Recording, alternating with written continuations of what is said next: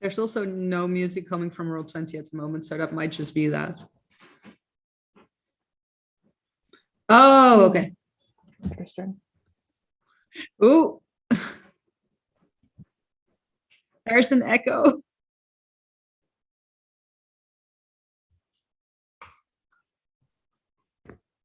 So we are audible. Well, good day, everyone, and welcome once again to Lake Wonder, the town where all legends are true and mysteries wait around every corner. I am M. I use they, them pronouns, and I will be your keeper tonight. And with me are a lovely cast of returning players with some new characters and some characters that are new to this particular setup. And I would like to ask everyone to introduce themselves, starting with Arby. Shit, hold on. I had to check on something. Okay, hi, I'm Arby. I use she, her, and they, them pronouns, and I will be playing Tiff Sheridan. She's a searcher playbook, and she is what could be described as a ridiculous, overenthusiastic, and aggressive nerd and weird girl. Who she moved to town about a year and a half ago and very quickly threw herself into this hunt for Bigfoot that has persisted and expanded. Yeah, that's Tiff. Sounds lovely. Next, Fishy, can you introduce yourself and tell a little bit about your character? Yeah, I am Fishy. I use they them pronouns, and I will be once again playing Drake Galloway, our blue-haired chosen who doesn't want to really be chosen, and he's quit smoking, so that's yeah. That's even more difficult than hunting monsters and taking Yeah. names. That's the challenge. Ginny, can you introduce yourself and your character? Hello, everyone. I'm Ginny. I go by they, them, or she, her. If you need to pick they, them, please. Especially today. It's today. I play Betty Lewis, who is maybe or maybe not half of a Bigfoot and half a normal, regular human. She also changed playbooks because our little Betty is actually, like, she found what she was looking for. She figured out that, yeah, actually the secret my mom was keeping for me was maybe possibly that she's an actual freaking Bigfoot. What the fuck? And she is now very determined to study Bigfoots. She hasn't figured the actual grammar out yet, according to her mom. That's because, like, Bigfoot language grammar is different anyway. And also they're not called Bigfoot in that language. It's a whole thing.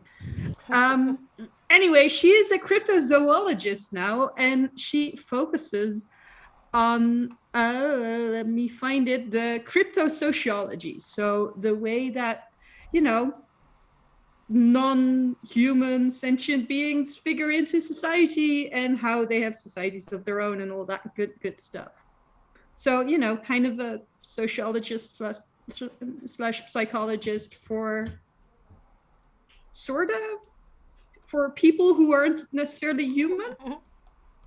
We'll figure it out. Favorite little half Bigfoot turning into a proper scientist. Yeah, Lucky's helping her. Daima, can you tell us a bit about yourself and the character you'll be playing? Okay, so I am Taima. I go by they, them. I'm an artist, a huge nerd, and today I will be playing an even bigger nerd than myself somehow. I will be playing a new character to the Lake Wonder cinematic universe, namely Arnold May Everhart Jr. And Arnold is the pararomantic. And let's just say that Arnold is not the kind of person who stands out, kind of in the shadows most of the time, very kind and soft-spoken and unfortunately also quite brutally bullied in school, doesn't really have any friends, not any close friends, not really the first contact in anyone's phones or so to speak, but he gets by. And now we got Marlowe. So, Lake Wonder. It's the end of winter. Things are slowly, very slowly, thawing out. And a few weeks have passed since Drake and a couple of his friends saved the forest. It seems to have been quiet. Last week was Valentine's Day, which probably some people in this group actually enjoyed. And lately, the nights have gotten quieter. More and more missing pet posters have gone up on telephone poles and walls, and people have been whispering about trash cans being knocked over and presumably wild animals coming into town to raid whatever food they can get. There haven't been much official proclamations yet, but people have been told to stay home if they can, keep their pets inside and in sight. And with that atmosphere lingering about the town, we will start with a small setting of the scene with Drake. You have a dog, don't you? I have at least one. I don't know if it's canon that they stole 8-Ball or not, but they at least have the 3-legged Chihuahua. You're walking the Chihuahua. It's dark at night and you're walking down a forest path when suddenly, what was the Chihuahua's name? Baxter. Baxter makes an unpredicted move and pulls himself away from the leash and starts running off. And without a thought in your mind, you start running after him. And can you roll a plus weird for me Okay. for your Destiny's Plaything? Alrighty. First roll of the night. Yeah. Oh, A 6. okay. You're running through the forest. Baxter is nowhere to be found, but you can hear things moving in the woods around you. There's flashes of white fur from the corner of your eyes, but whenever you turn your head, you can't see anything. And pretty soon, you're not running towards something anymore. You're running away from whatever is chasing you through the woods. You run deeper and deeper, and suddenly you recognize where you are. You're at a hiking trail, maybe an hour's hike off the edge of Lake Wonder. And then you turn a corner that you don't remember ever seeing. The forest is whipping by beside you. Thin trees, thick trees. You're running through bushes, some snagging at your ankles. And then you're stumbling into a clearing. A perfectly round clearing, moonlight shining down from above. You stumble in and you turn around. And behind you is not something sleek and white, as you saw the shadows of through the woods. It's a mountain lion. It's your mountain lion. You know this instinctively. The mountain lion that lives within you, that you can turn into. But where normally it is a part of you, right now, it looks at you with hunger and determination. You move back. It moves forward, stalking. But where you are used to the mountain lion moving fluidly and with confidence, this one is jittery, staggering somehow. and you notice that there's patches of blood on its fur. Just when you think it might be safe to turn around and start running, it leaps and jumps. You feel the hit of it like a punch through your shoulder, to your stomach. Its fangs start coming down to grab your throat, but you bury your hands in its fur around the neck. But instead of soft fur, something sharp and painful bites into your hand, and you feel warm blood start running down your palm, and you wake up with a gasp. You're sitting on a couch. The television is in front of you. Netflix set to the screen. Press a button if you're still watching. And next to you, Betty is leaning against your shoulder, asleep. What do? I just kind of like try to like sort of get up without disturbing her, I guess. You get And, up, you yeah. start to move, you look at Betty, carefully start to inch out from underneath her without waking her up. But before you can fully get up, you notice a pain in your hand. You look at the hand you cut in your dream, and there's a series of holes, and something is disappearing in them, something black digging itself further and further into your hand.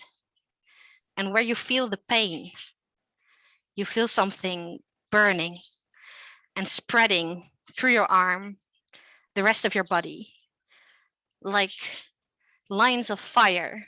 And pretty soon they don't hurt necessarily, but you're vibrating in your skin, you're filled with energy, and your stomach cramps like a fist clenching down, and you're hungry. Your teeth hurt, your fingers hurt, your skin itches, and when you look down at your hands, you see creamy brown fur spraying from it, the creamy brown fur that you recognize from your mountain lion self. You're groaning and it turns into snarls as your teeth lengthen into canines and the powerful carnivorous teeth of a mountain lion. You're changing. It's slower and more painful than you're used to. You fall to the ground. You look up to the couch. Betty is slowly blinking awake, blinking the sleep from her eyes. Right? And your vision starts to pulse. The fist that is your stomach clenches, and you're hungry, so hungry. Drake? And before you is something warm and delectable. You snarl with purpose this time, and fear starts to enter Betty's eyes. She scrambles Drake? back on the couch. You follow her, sleek and deadly. She turns around, starts running. The coffee table falls as she runs, and you feel yourself leap. You feel your claws sink into her shoulders. She screams. And you wake up, panting, on your bottom bunk bed. Fuck. And with that, I would like to start our opening. Well, Tell me when, Taima.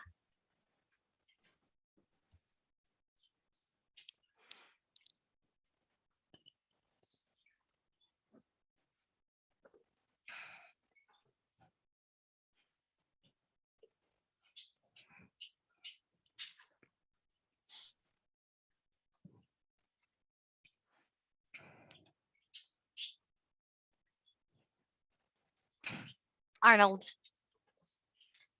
it's early. You've got opening shift at Sammy's, the sandwich shop and deli at the edge of Lake Wonder.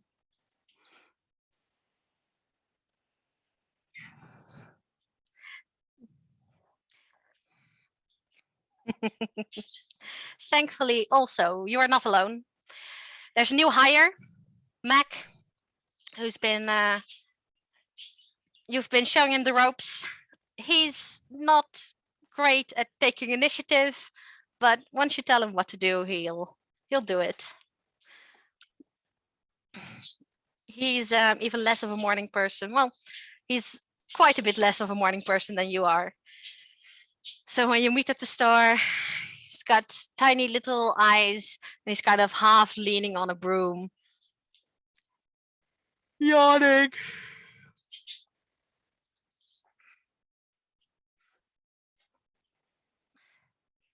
Yeah. No, I'm fine.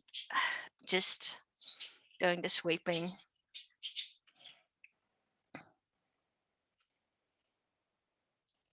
Yes, please.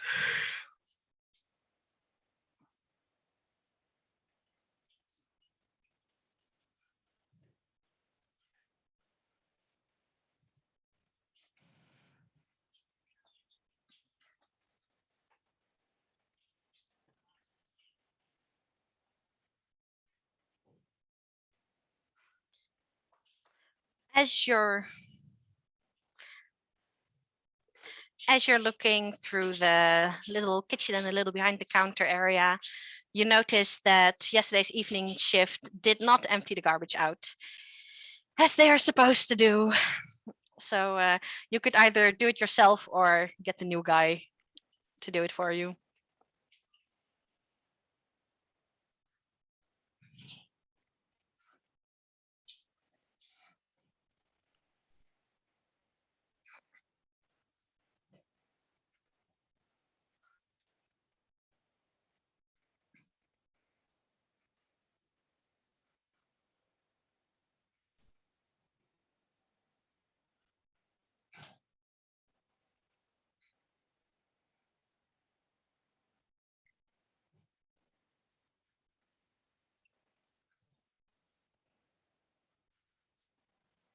As you go out through the back alley, the first thing you notice is that it's messy.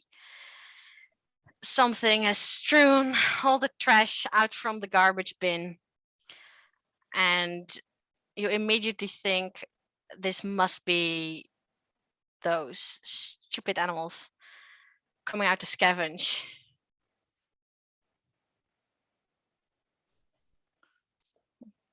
Maybe your thoughts are a bit kinder. That's very sweet of you. I realized you that I do- have been muted. Oh no. Oh, I am so sorry. So, Arnold is out to take the trash out and has more charitable thoughts towards animals than M does. Yes. Oh boy, I was muted on accident. So sorry, everyone. Arnold just promised to make coffee to Mac, but before he can make coffee, he gotta take out the trash because he doesn't want to make the super sleepy guy do it. And also, I'm not good at asking people to do things for me anyway. I'm shy. So you pick up some of the trash bags that have been strewn around and try to push them into the dumpster. And when you get closer, you notice that it hasn't just been ransacked. Oh, There's deep claw-like grooves etched into the metal, at some part going straight through, opening little jagged windows oh dear. into the trash behind it. There's even some scratch marks deep into the brick behind the dumpster. Then I think Arnold just pauses when he sees this. Like at first he just looks at it, kind of deadpan, turns, throw in the trash. Then he pauses and looks back because he realized what he just saw, and he kind of stares, I think, and gives his the clock on his phone a quick look, and then looks at the claw marks again, and I think start to look a bit closer and takes a picture of it. I'm curious. I want. There's like trying to just mentally go through what kind of animal could have made this, because this is way too big to be a cat, and dogs doesn't use their claws; they use teeth. And Also, animals tend to not be able to rip through actual metal and brick. Exactly. And this is it's weird. Huh. As you are moseying about near the garbage bin, you hear a voice come from inside. Hey, Arnold, is the coffee maker supposed to be beeping like that? And voice comes closer. Mac's head turns from around the corner, and he's like, "Fuck! What? What happened here?" I don't know. I am trying to. It looks like some kind of animal, but it would have. But either these are the worst bricks ever, or that's a very weird animal. Kinda. You look back towards Mac, and you know him as a quite a laid-back person, Yeah. even for the short time you've known him. But right now, he's pale as his sheet and kind of pressing himself back against the wall. Mac, are you okay? You looking No. This cannot be happening again. again? Do you need to sit down? Oh, yes. No, we need to get out. No, we can't. Our What if it comes back? What? Look You can see he's starting to freak out a little.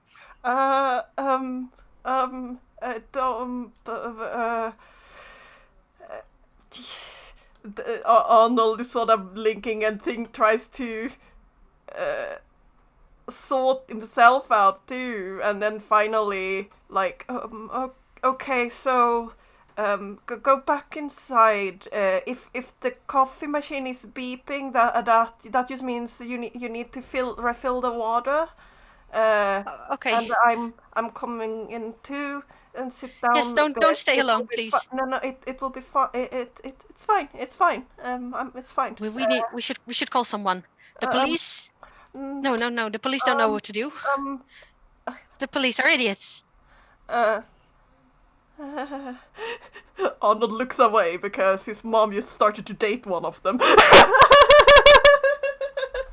And then he looks back and like, yeah, I'm sure that it will be fine. This could be a prank as well, you know. Don't you sit down for now. You can see his hands tremble, and he reaches in his pocket to get something, remembers that his work pockets are empty, and then starts fidgeting with his hands again. And when you say, like, there's nothing to worry about, this could be a prank, he turns to you and eyes focusing on you and claps his hand on your shoulders like, no, Arnold, you need to take this seriously. This might come as a shock, but magic is real and monsters are real and they are all trying to eat us. I mean, I'm pretty sure that it's not. Why would they all try to? I'm pretty sure that not all monsters will try to. That's besides the point. What are you talking about?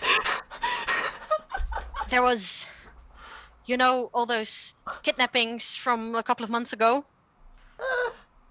Yeah. It was monsters, and they almost took me as well. Oh. And I know someone who leads a team of sorts, and they know all about this. Don't you worry. And he takes out his phone and starts texting furiously. Okay. But you should really get the last of the shores as well, or Sam's going to be unhappy with us.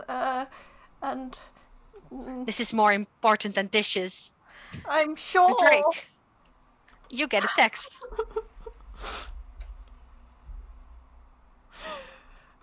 You get a text from Mac which starts with a lot of exclamation marks. And then it says, "Holy shit, there's a monster here." And then another text, "No, there was, but still, come quickly." And another text, "To the sandwich shop." And another text, "Bring your friends."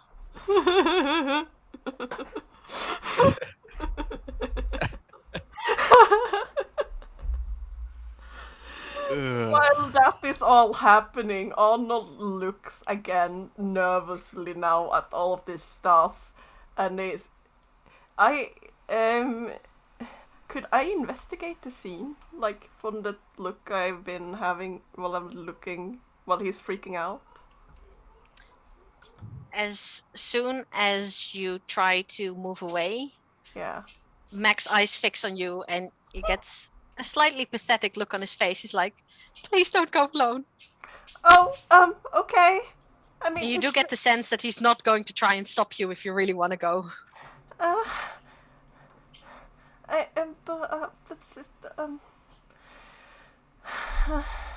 Arnold sort of sighs and looks at. Well, I need. Can you help me with the trash then, so it's done? Well, we should leave the trash to when the professionals get here. What professionals? I told you, the magic hunters things, magic people. Who is that? Well, my friend, roommate. But he's not just a roommate. He's like a proper. He's a proper magic. He told me not to tell people, but it's an emergency. And he's kind of like wiping his forehead and sitting down heavily. Okay. So Mac, I believe you and all, but I don't think that this explanation would go over well with Sam or with or customers or with others, if you know what I mean. And if it's a big secret thing, we really need to act like normal, probably, until they come. Okay. Normal. I can do that. He says, like, kind of sweaty and pale still. So why I'm just going to throw this in the trash, and I'm literally 2 meters from the door, so you can see me. Okay, come back immediately. Okay. I'll wipe the counters. Yeah, and please take away the plastic wrappers from all of the plates and put out the new cookies and stuff. Okay. You know? Yes, Chief. And please don't forget to preheat the oven this time. Yeah. It's the red button. Yeah. It's only one button. There's no other buttons. Please. Okay. Yeah. I'll do that. Thanks, man. No, it's fine. It's fine. It's good. All good. And you slowly inch away. I slowly inch away. I promise I am not running away alone or anything. I'm just taking the trash. And also maybe taking a look at the one that is the mark that is literally on the container. Oh boy. If you are in your shed, messing around with bits and bobs, what are you currently trying to research or make? I think she's very, very much avoiding the Jetsons gun currently. It's this ray gun she's been working on for like the past few months. And I think she's just like fixing an old camera instead because she doesn't want to look at it. Sometimes you just got to do something relaxing in between the actual work. Yeah.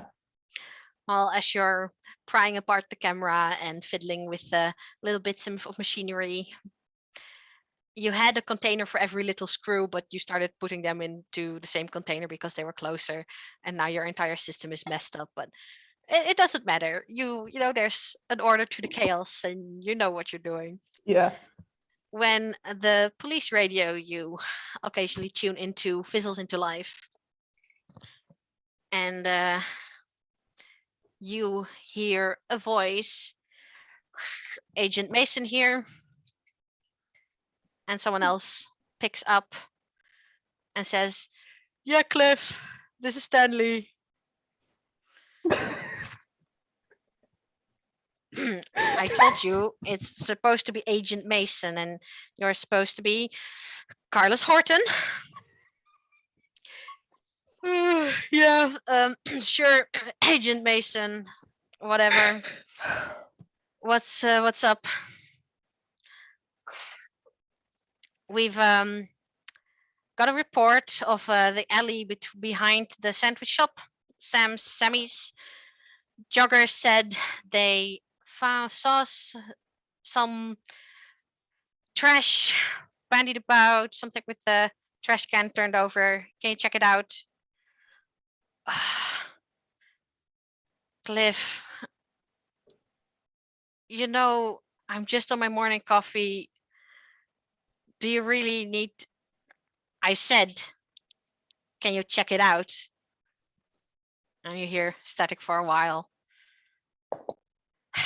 Yes, Agent Mason, I will get right on it. Give me 30 minutes to look over my paperwork. So be there in a tight 45 minutes. Over and out.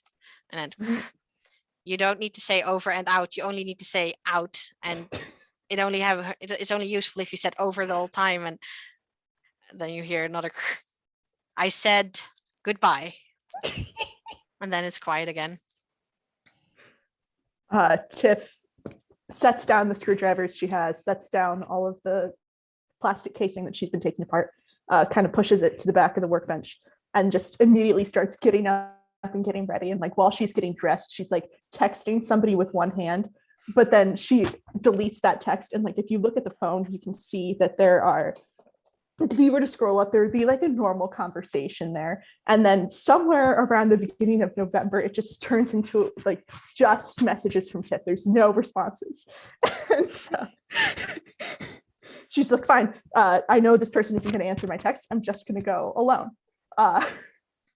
And she even forgets to eat breakfast. She just like puts Kepler on his leash. Her dog, Kepler, puts Kepler on his leash, and she heads out to the front, gets on her motorcycle, and just gets there. She wants to see, she wants to know, she's rushing in. So you've taken Kepler, your dog, on your motorbike before. Yeah. So you kind of pat the back, and Kepler, with his nimble, not quite dog-like legs and his long, naked, not quite dog-like tail, hops on nimbly and kind of curls around your back and curls his long tail around your waist, and you're good to go. He's got a little helmet. It's good to go. Let's go. Yep. All right, let's get this. Yeah. Aha. Fishy. Drake, you just got a number of distressed sounding texts from Mac, who is supposed to be at work and who in fact seems to be texting from his work. Just sort of like look away from my microwaving burrito and pull out my phone and okay. Sort of text back, all right, on my way. It's sort of like 5 ellipses after that. And you get a message back, and with "take the rest" with 3 exclamation marks. Take the what? Oh, okay. Question mark. Your team. Another 3 exclamation marks. Okay. Unfortunately, of your team, you know that Lucky and Robin have found a paranormal convention and are doing a road trip to gather information, and armed with a list of books that they want to buy or copy or get their hands on for a while. Have been in regular contacts, but are out of state currently. I think Drake's like, just no shirt, nothing but like pair of low riding blue jeans, sort of tight fit except for his ass because he doesn't have one.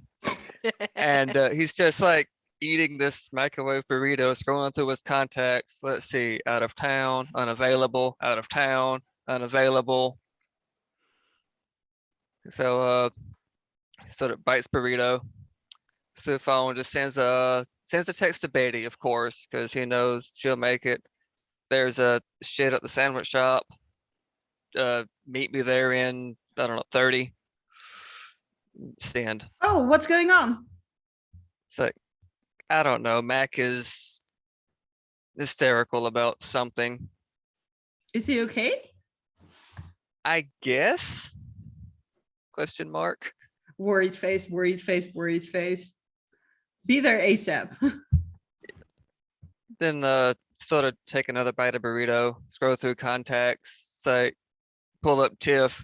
Hey, you busy?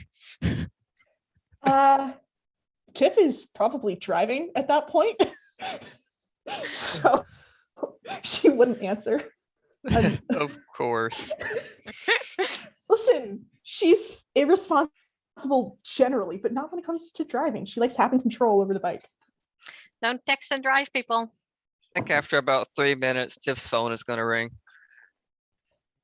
Shit. Fuck, okay. She pulls off to the side of the road, just like parks there. Yeah, what? Who is this? I didn't check the contact. Who is it? This is it's Drake. Remember the dream guy? That whole thing? Listen, Drake, I know you.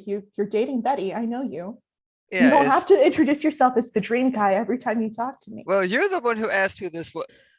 Shut up, Tiff. But Tiffy is so dreamy. You're not on this call, Betty. The spirit of Betty just told me that she thinks you're dreamy. So I think your relationship's fine. What is it? What's happening? Okay, so I'm on my way to investigate something. You got to meet this quick. Okay, so funny you should mention investigating because that's exactly why I'm calling. There's a friend of mine there's some shit at the sandwich shop going down, and I've been asked to get a team together. So you want to come? Small world. I was literally on my way there. Okay, cool. So we'll take that as a yes. I will see you there. All right. Click. Say that. Okay. Betty absolutely started texting Mac, by the way. Yeah. And it takes a bit for him to answer. And what do you ask? Hey, Drake texted. Are you okay? What's going on? Creepy shit. Something clawed up the dumpster. And then in all caps, metal dumpster. Can you see what kind of claw marks are they are? Can you take a picture? I am not going out there. Oh, does. Okay, that makes sense. Probably should stay safe. Arnold, you did go out there. I did go out there. I even took some pictures before a panicked Mac pulled me back in. But now that I am there and have promised to not wander off, what do I see? I'm looking at I'm finally emptied the last of the trash, and I am studying these strange claw marks. Hoping that I don't recognize anything. Are you still outside, or are you looking at the pictures you took on your phone? I would be outside. I would do this while I emptied. Like I will take the chance to take a closer look. So then. Quick So peek. outside. Yeah, pretty much. So roll to investigate a mystery for me. Okay. Let's see. Investigate a mystery.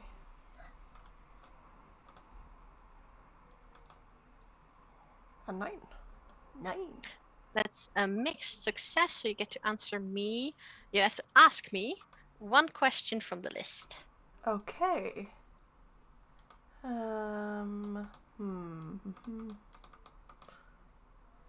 What sort of creature is this? Well, you immediately see that it is a creature that is big, because the claw marks are at least as big as a spread hand apart. Oh. But you do see 4 deep scratches, so no thumb scratch that you can see right now. Bite in deep, so it's got to be long claws. You look around and you do notice that there were some plastic containers that were thrown away as well. Yeah. And there's bite marks in it. Deep canines, strong 4 teeth, and some sharp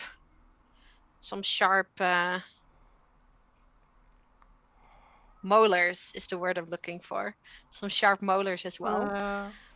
And it's quite a long print.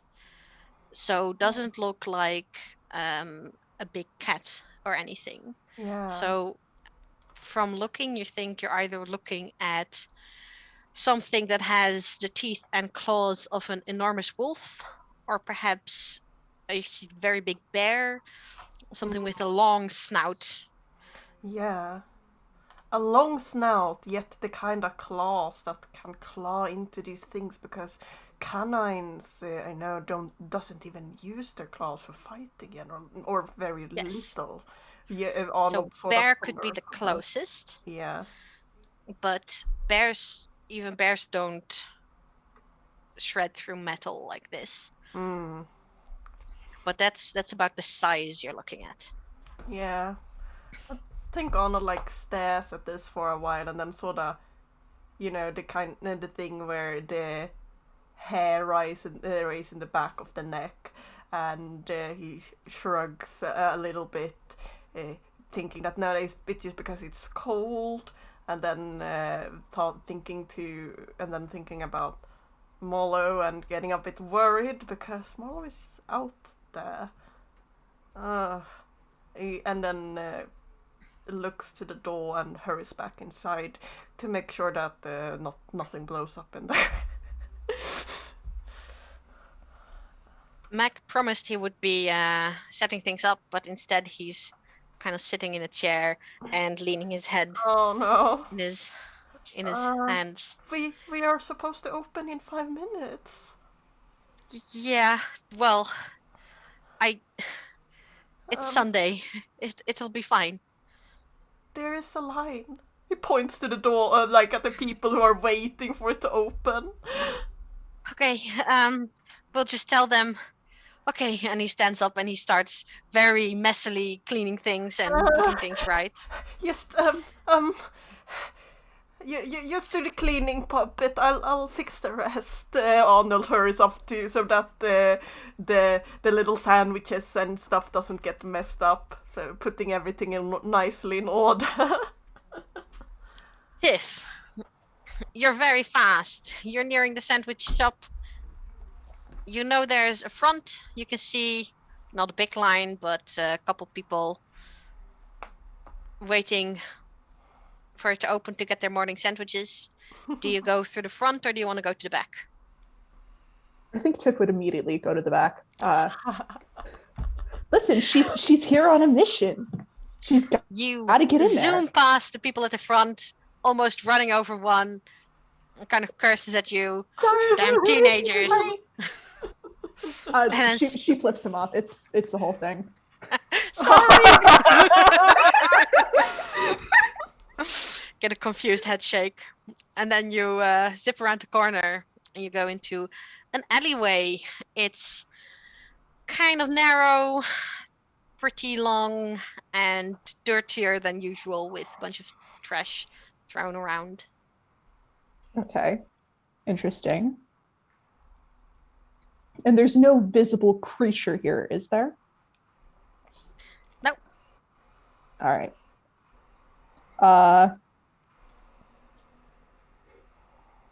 Okay, is it cool if I roll investigate a mystery? How do you investigate the mystery? I think she gets up really close to it. almost like sticking her head into the dumpster if she can. And she just tries to like figure out like, okay, well, what's going on here? What can I figure out from different things that I've researched?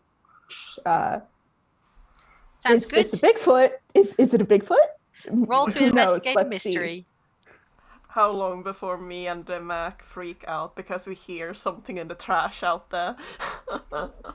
Depends on how gentle Tiff is. Huh? Pretty gentle, it seems. Okay, Over the course of the next scene, you can ask me 2 questions. Doesn't have to be all at once. What's the Okay. first thing you focus on?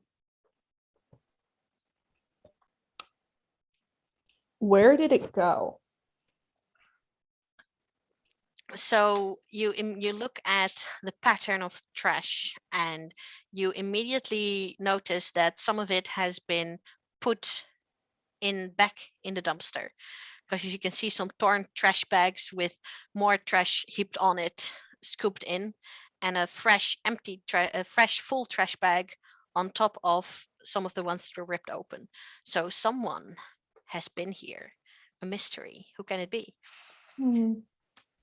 So you skim over the marks in the dumpster itself, because you know that won't tell you where it went. And you look through the rest of the alleyway, because if there was something big, it must have gone somewhere. And back in the alleyway, there's just wet ground that unfortunately does not keep tracks very well. What you also see, however, is snow.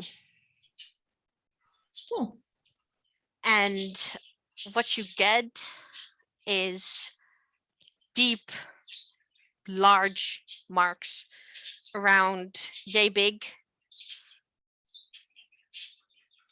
with a broad white pad, 5 toe beans, and 5 claws pressing into the snow. And since you are quite the Bigfoot aficionado, I'm guessing you did some research in what common paw marks look like and how they differ from the marks that a Bigfoot would leave. Is that a correct assumption? Probably, yeah. So you would say that these could be a bear, except they're bigger than you'd expect. So perhaps it's someone who tried to fake a bear but didn't know the dimensions, or it's a really ridiculously huge bear. Is it possible that it's a werebear?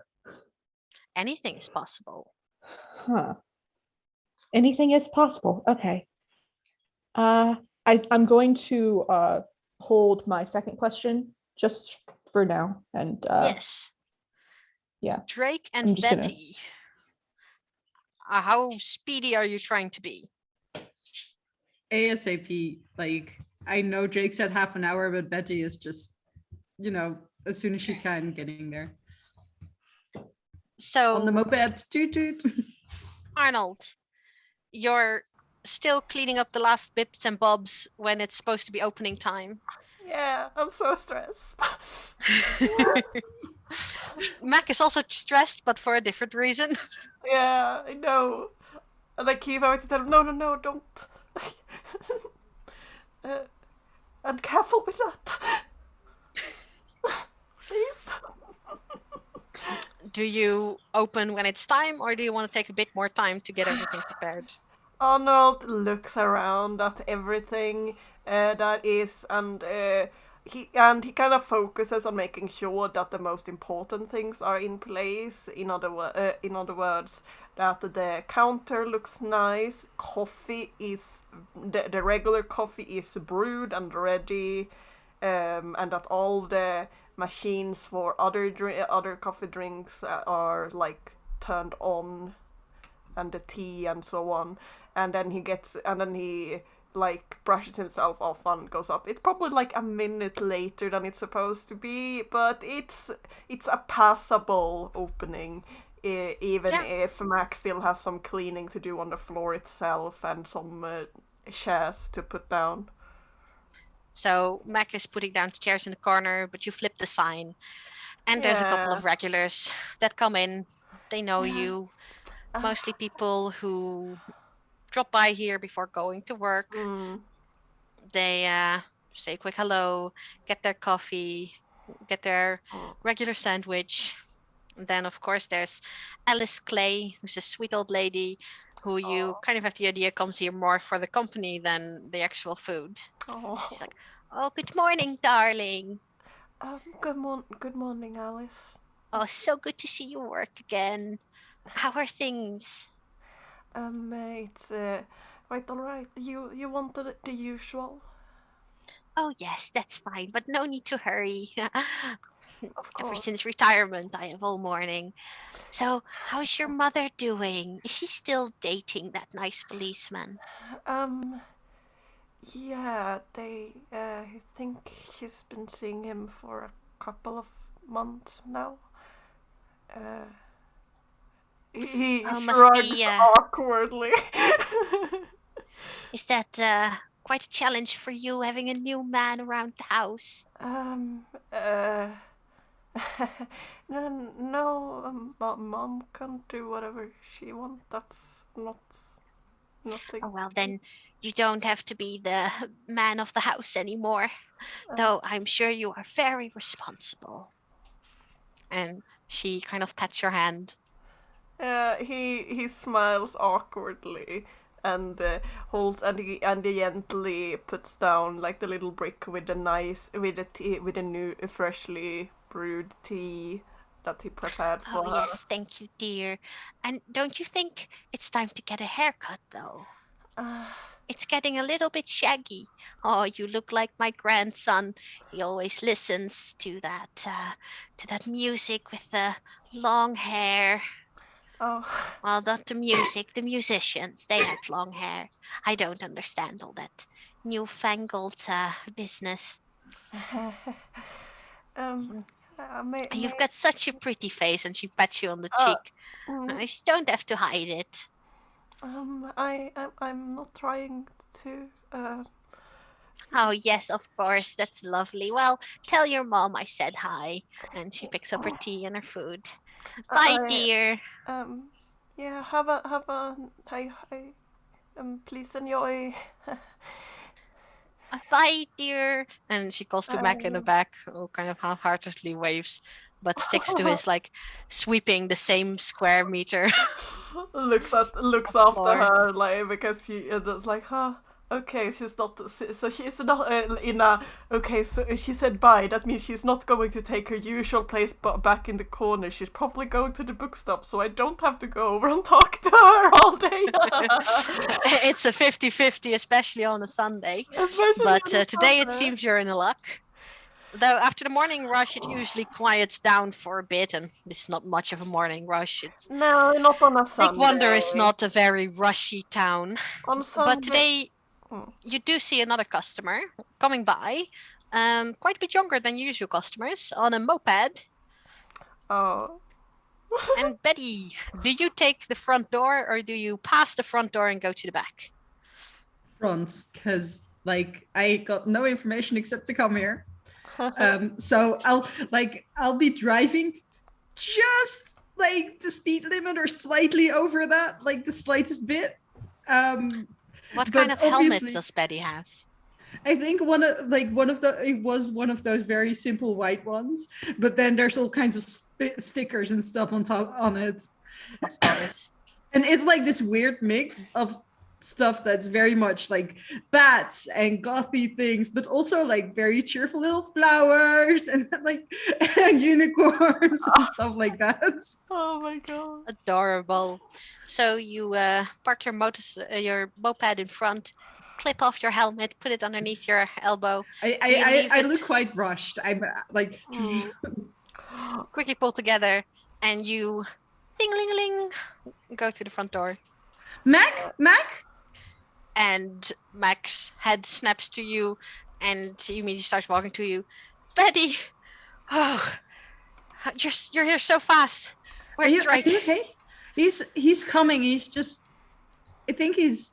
Does Mac know about stuff? And do I know if Mac knows about stuff? Mhm. I mean, we've been dating for 4-ish months at this point, so I probably know then. He's, doing the Drake thing. Well, it's so good you're here. I'll put a hand on his shoulder, like. Oh, it's. I didn't see what did it, but something like ripped our garbage dumpster apart, and it's made of metal.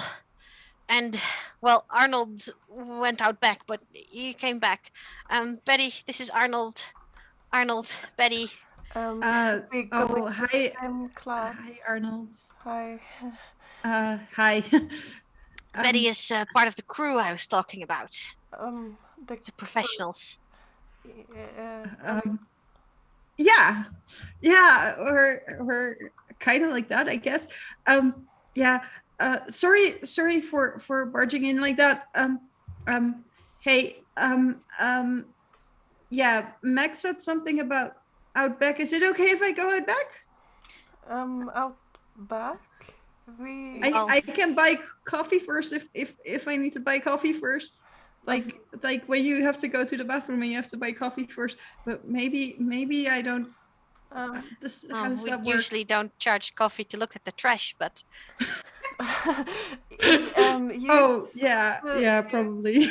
I mean, if you really wanna look at the trash, it's down the Well, not really the trash, but like the claw marks and stuff. I look around trying to see if there's anyone who's like. I took some pictures. Oh, that'd be good. Can you text them? I don't know if I still have your number on. Oh, you threw it. Okay, yeah, that's okay. I have your number. I quickly quickly start shooting Arnold a text. My old phone it fell in the fountain in school, so Oh no. It's fine. And yes, you Is it- just no, I have the same number still, so Okay, so yeah, here. And I sent a text like, I'm Betsy, and then a little flower. oh. as you are talking, Mac walks towards the front window and looks out, trying to see if Drake is coming. Drake, how far out are you? I think, Drake is currently a blue budgie, and he is just hauling ass through the sky, trying to get where he needs to. Little budgie. There we go. Yeah, So, just Adorable. Even for such a small bird, traveling through air is a remarkable lot faster than traveling over land. You do notice that with every beat of your little wings, the cold enters your teeny tiny body more and more. You're feeling quite chilly by the time you reach the sandwich store. You can see the front door, but you can also see movement in the alleyway behind. I'm just gonna swoop down and go land in the alley. And Do you land on the floor or on the dumpster? sort of like, I don't know what kind of movement's in the alley, so sort of like beside the dumpster. So, Tiff, So, you're on hands and knees looking at paw prints in the snow, and you hear a little flop, flop, flop, flop, flop, flop, flop. And you turn around with a jerk, and there's a tiny little blue budgie landing on the floor beside you, Fascinating. looking at you. She And- takes a picture of the bird. And as soon as actually it's the picture doesn't turn out right, because as soon as they make eye contact, Drake starts shifting, so the picture is just blurred, half Drake, half That's horrifying. Quick So- question. I have a quick question. Would this be the first time Tiff has ever seen this happen with Drake? Do you want it to be? That's up to you. Yeah, let's say that Let's say he's told her about it, but she hasn't actually seen it. So what does Tiff see in this It's- moment? So she sees the bird lands, and almost as soon as she snaps the button, like it's Drake, and he's standing there, pair of jeans, I think just boots thrown on. He's got like a coat, but it's unzipped and there's nurse underneath, and he's chewing something. Like he's still eating. What the fuck? Hey Tiff.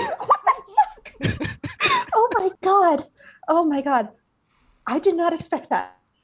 Arnold and Betty, from the door to the back alley, you hear a very muffled, "What the fuck?" I think that Drake's here.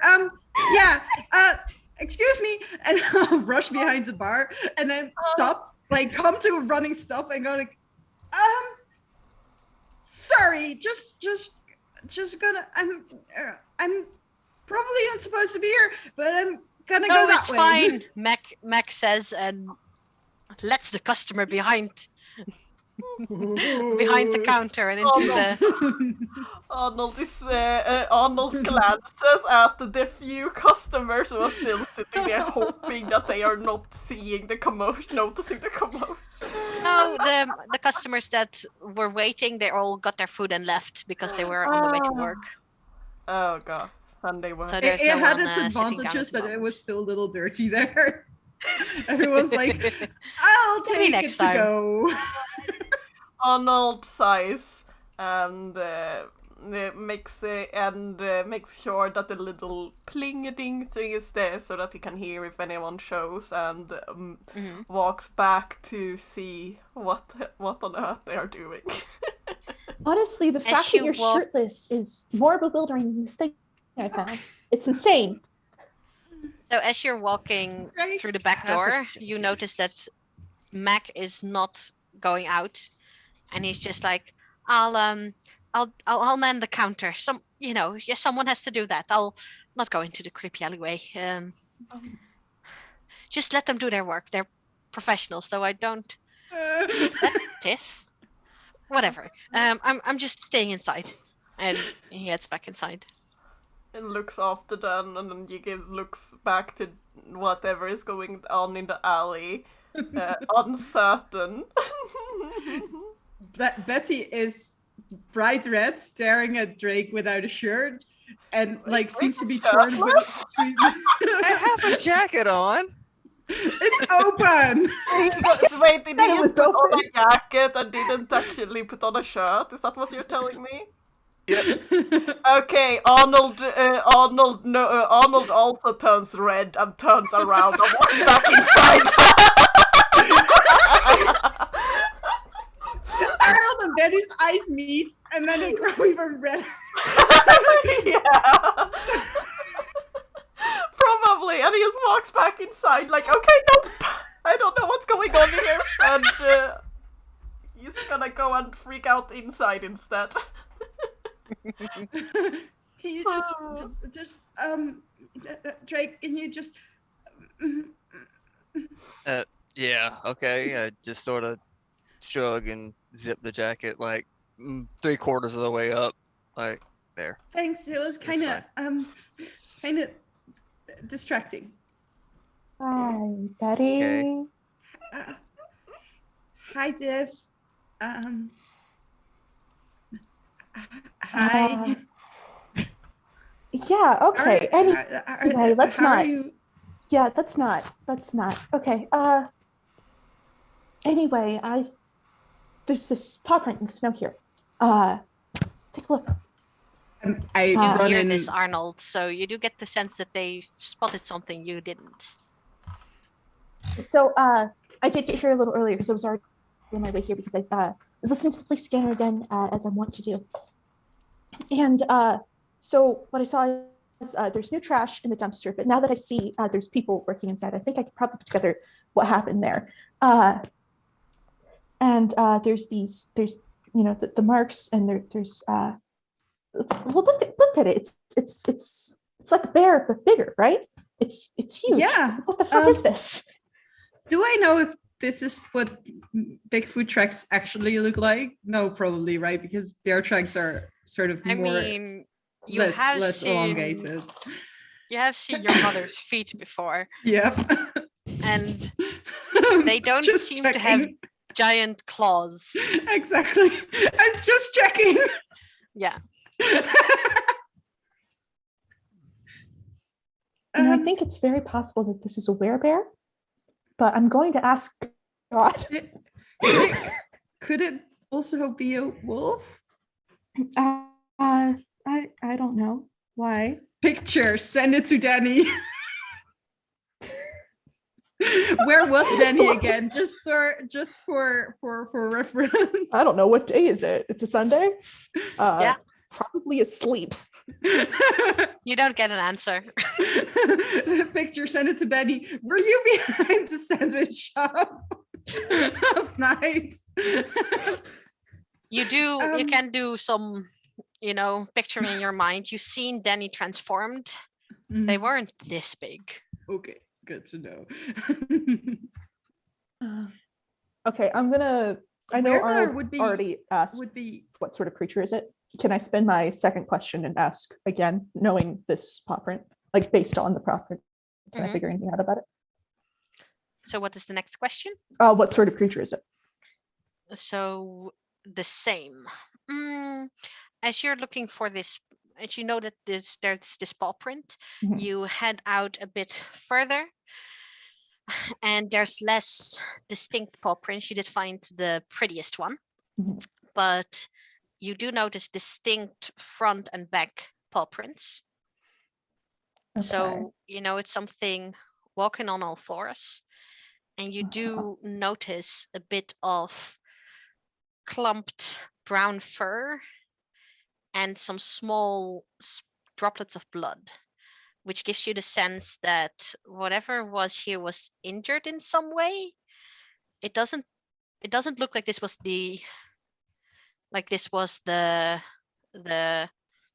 area of an attack, because you'd expect a lot more damage if there was an actual fight here. But you get the idea that whatever this creature was, it walked on all fours and it is wounded somehow. So Tiff does the responsible thing, and first of all, she tells everybody what she found, and then she does the like taking pictures of it, like the way that you would with a normal crime scene, and then she uses her forensic tools to collect a small sample of the blood and a small sample of the fur, just so that they have that and they can use it for future reference. Betty is also taking pictures and I think going back and forth with Tiff on it. Would you say I've got enough evidence yet to count as after finding physical evidence of the monster? Yeah, I'd say so. Cool, because that would trigger my move. Back off, man, I'm a cryptozoologist. The scientific study of monsters gives you a great insight into their behavior. After finding physical evidence of the monster or hearing a detailed eyewitness account of it, you can form a hypothesis about its behavior. Roll plus sharp. So I'm going to do that. I don't think it has a burly thing attached, but we can just do it like this. We have 0 forward. That's a mixed success. On a 7 to 9, ask 1 question. Yes. And what I would like to know is, let's see, what environment would the monster prefer to den in? Because it's because it's in the city, but. So when you look at the pattern of this, you get the sense that it was searching for something here and perhaps didn't find what it needed or what it wanted, because it was here briefly and then walked right back out. So you get the sense that it is a visitor in an urban space, and that it is based on the bear-like quality of the paw prints is probably a bear that prefers to den somewhere in the woods, or a bearish creature. Does it, from the way it moves, and this might be reaching a little bit, does it, like, because for instance, I've got experience with Danny, who might be a werewolf, but she still moves with a certain amount of intelligence when she's willingly in her wolf form. Does anything in this scene speak of that same sort of intelligence that might sort of indicate that it's maybe more at home in an urban area than it could be, or is it You have the idea really that animalistic? you have the idea that if something clever wanted the trash, it would have opened the lid. Yeah, that's fair. Yeah.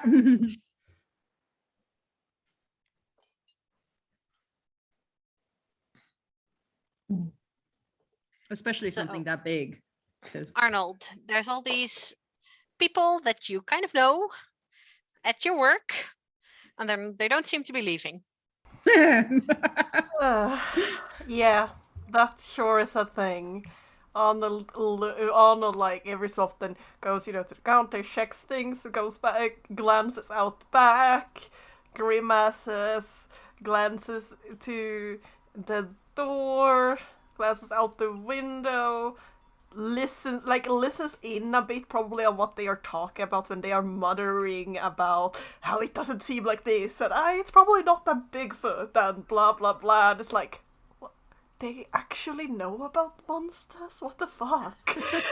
It's kind of the Do thing. you say this out loud? No, I don't think he does. He's very much thinking it, but he is staring a little bit. However, it is making him nervous because he was supposed to meet someone later, and now he's like, oh no, what does that mean? Shit, no. So he is keeping an eye on them, and probably, he's trying to be discreet about it. Trying. So, which means that all of you definitely notice Arnold kind of eyeing you from the door opening, kind of listening in, and kind of trying to look at what you guys are looking at. Yeah. Okay. Yeah. Arnold, you want to come look? What, me? You're the one who discovered it, so you probably have like the best information. That's like, you always have to talk to the person that discovered things. That's what you're supposed to do. I mean, I don't.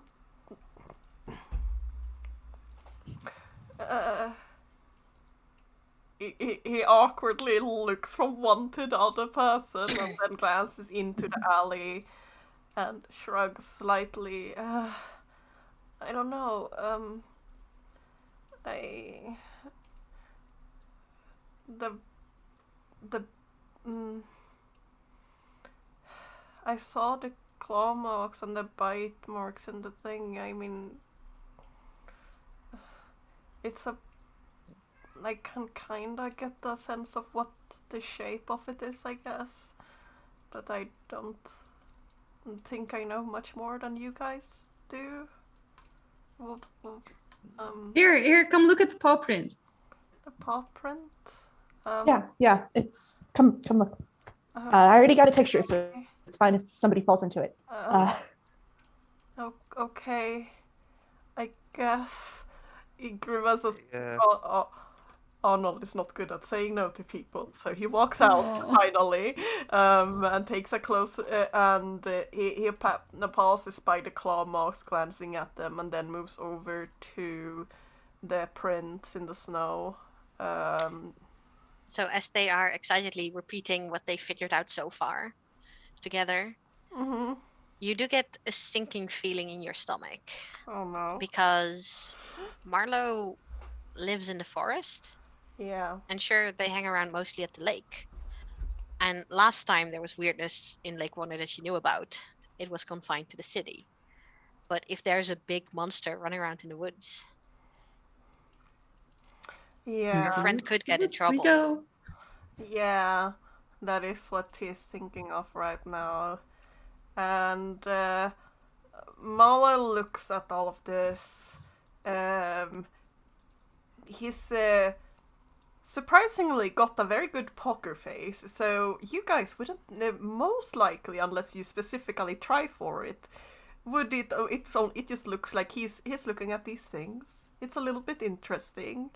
Not sure what he's looking at totally, but he does after a while sort of brush himself off and say, okay, so. It seemed like, so if this thing is around in the city and in the forest and maybe hungry if it tried to go for the trash. Yeah, that's a really good hypothesis. And Tiff found out that it seemed injured. It's injured? Yeah. So, if you follow the tracks, they get less good. I forgot the word. Get less good as you go away from them. But if you look close, you can see that there are droplets of blood and bits of fur. Yeah. What? Are you okay? What? Yeah, I'm okay. And I'm okay. You seem like you're about to start crying. I'm not. I just talk. Do you want a tissue? No, I am not. What? I carry tissues. Somebody I know gets very frequently. I'm fine. I'm just. We're in the same class, I just talk like this.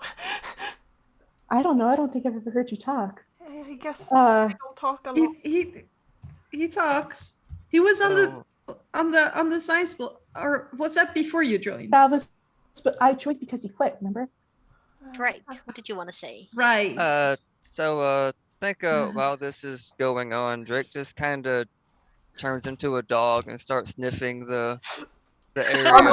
Recess. Jesus Christ, Drake. I am going to use just going to real quickly check a thing here because nope. I freeze. Oh my god. Oh no. Oh god damn it. Okay. Shit. So Drake is You're a dog, and the world gets duller in the vision, but it immediately gets so much more intense scent-wise, and you're about to start sniffing about and looking about when you get the sense that there's danger just around the corner because you can smell fear. I whimper a little, but I'm sniffing the sort of sniffing the paw prints and the blood stains and whatnot, and I would like to use this giant bulldog mix to investigate a mystery. Ooh. Well, using my doggy you're nose. trying, Or but it's really hard because there's something. For some reason, Arnold is terrified and you feel like your doggy. You know what is funny about this? You feel like your doggy little instincts. You're like, must protect. Arnold is afraid, and you must protect him.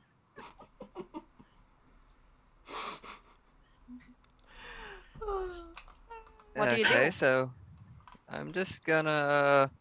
Oh my god. I guess I'm just gonna just sort of shift back, okay, that didn't work. So you still feel like kind of like the scent of fear stuck in your nose, and you're kind of trying to sneeze it out, and it's like the whiplash from going back and forth with these sensations is kind of throwing you. Hey, Arnold, are you okay, dude? Arnold, who forgot to breathe for the duration that Drake was a dog, and also for seeing Drake turn into a dog and then turn back into not a dog. And I guess, and now he remembers that he's supposed to breathe, and he saw that falters and probably almost falls over because he didn't breathe for a minute, for a couple of, I don't know, for however long that shift stopped. So he's wobbling.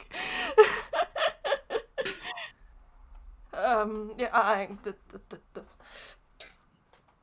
I run over to try and support him? Drake, you have kept a bit of an eye on Arnold at school, Yeah. and you kind of try to keep an eye on the kids who are particularly bullied. Mhm. And you remember an instance where a couple of the nastier kids were bullying Arnold when they noticed that he was afraid of their dog, and they were just trying to encourage their dog to jump on him. Mm. So that kind of Oh. like flashes through your mind. Oh, that was me. Dude, I'm sorry. I was trying to check it out, and damn it, I. What is happening? Oh man. Yeah, he does I- that. It's okay. You don't. Yeah. He kind of. Drake, do you want to explain it? Okay, so I can turn into animals and some other shit. I'm magic, by the way. Okay. That's yeah. He's really cool. I mean, I can. This probably isn't as scary. I can do this, and I snap my fingers, and there's like the little blue flame. Yeah. So cool. Oh my god. Okay. How come you didn't tell me about that? That's insane. I could have sworn I told you that I could. Do No. People don't tell me Sure. things for some reason. Maybe and she- that's she it, I eyes don't know. Betty, Yeah, like, and then puts As it you're away. trying to work through this, two things happen.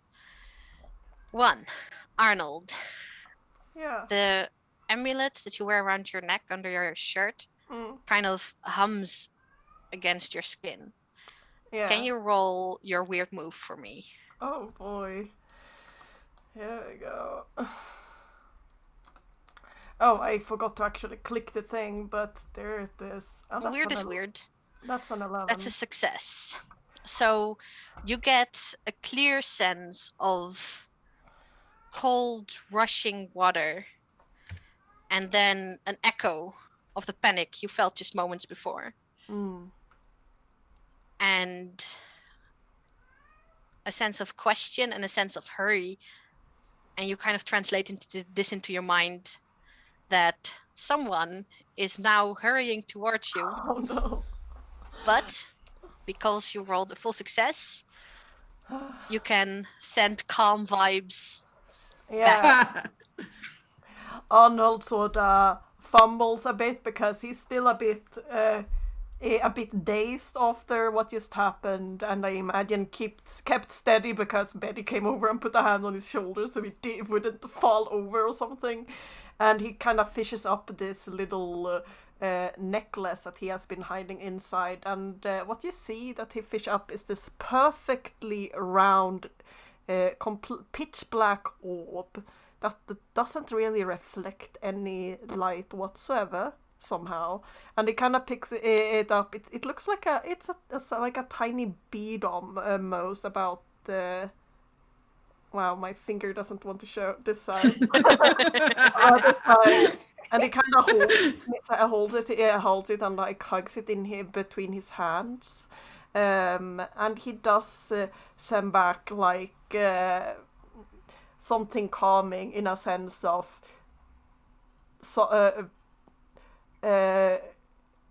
he doesn't back calm, but he also sends back a sense of worry because through this one he can't fully let's just say that through an emotional connection it's hard to lie.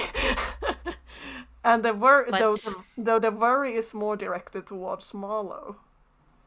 So And you do some get sense a of sense that continuity. the immediate rescue action has been aborted. Mm-hmm. Tiff, at the same time, you've been hearing cars passing in the background, but now something catches your attention. A car slowing down, stopping, and a door opening. And you hear someone saying something into a receiver. Yeah, I'm here. Oh, Just shit, gonna it's the check it fucking out. Cops. It's the cops. God damn it. What do we? Side. I can't be with the. I have an illegal gun in my bag. I had to go. I'm gonna go inside. What? You rush inside. Betty is sort of frozen, trying to figure out if she should or should not hide these paw prints because, like, for reasons, she is very concerned with like protecting people's identities. So I think it's a lot very like, or actually, can I roll cool to figure out how? If First, she we know even... Arnold and Drake. Are you rushing inside? Arnold holds the door open and like, yes, just for people to go inside, because Arnold is the only one who it would make sense being outside here, because I work here. Drake, do you rush inside? You know what? No, I don't. Oh no. I'm gonna motion Betty inside and So, everyone who does not immediately rush inside, except Arnold, because you're opening the door and already inside, roll to act under pressure. Ooh, fantastic. No, so Shit. Tiff, you immediately rolled in. You immediately ran inside. That's fine. Never mind. So just I Betty and forgot. Drake. Yep. So that's a mixed success for Betty.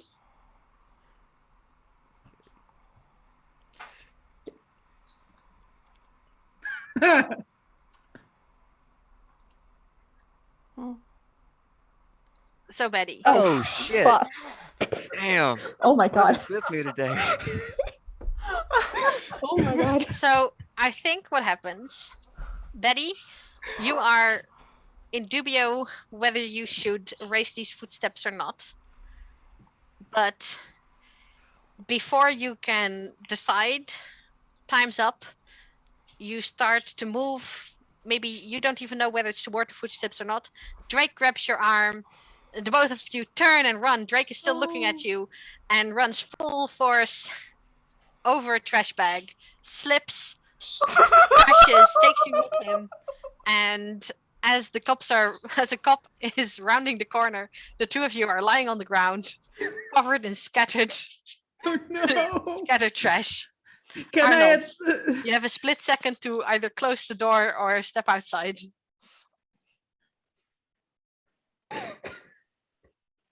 What do you do, Arnold?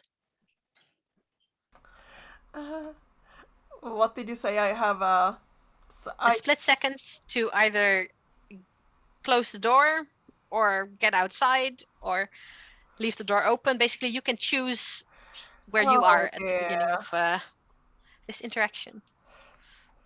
Arnold quickly glances at Tiff to his inside, and he is and then he kind of clears his throat and takes a step outside and is like, are you guys okay? Did you find the things that you did you find what you lost? I did just take the trash out, so if it's there, it should be right at the top. And as you're trying to say this, a police officer, kind of the stereotypical police officer you imagine, a little chubby, handlebar mustache, gray hair, warm jacket, walks out into the alleyway. You can see he's not terribly invested in this investigation, but when he sees you, he kind of smarts up. He's like, what the hell is going on here? Oh, Galloway. Hey, What are you doing here? It's not his fault, officer. We kind of we were talking to Arnold, and I just kind of fell, and then he fell, and did you make this mess? No, I mean, I can't. How could I? No. You Yes, speak up, boy. Oh, hi. I'm Arnold. I work here. I just took out the trash this morning, and they were looking for something. In the trash? Yeah, that they think might have been thrown out on accident. It was pretty important. You work with Hall, don't you?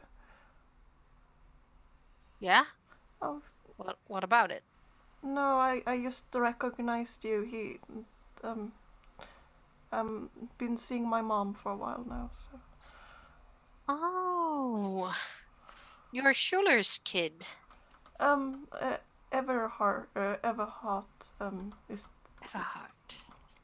But yeah, that's my grandparents' name. Ah, that's the grand. Oh yeah, Lake Wonder family. That's nice. Ah, I heard you're a good kid. Yeah. So, I, what these hooligans? Hooligan. um. Did these Hey. guys mess your trash up? No, they didn't. I let them out here to look for was- what they So- lost. And The it trash really- was messed up before.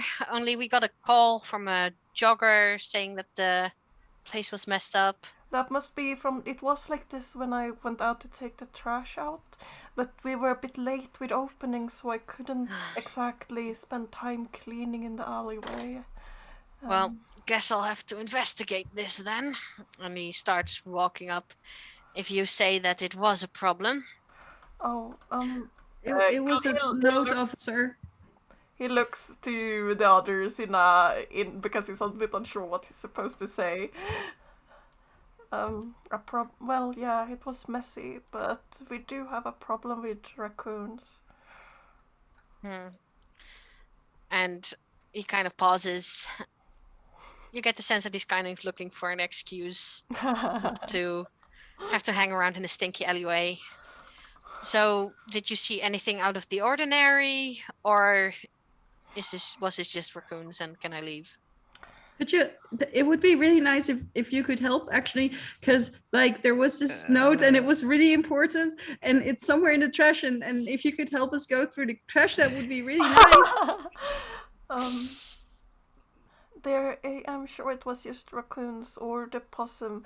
There is a possum that is in this neighborhood. It's very aggressive. It only You stings a want- little bit, I swear. Me to help look through the trash. So, is this a reverse psychology thing and you're trying to.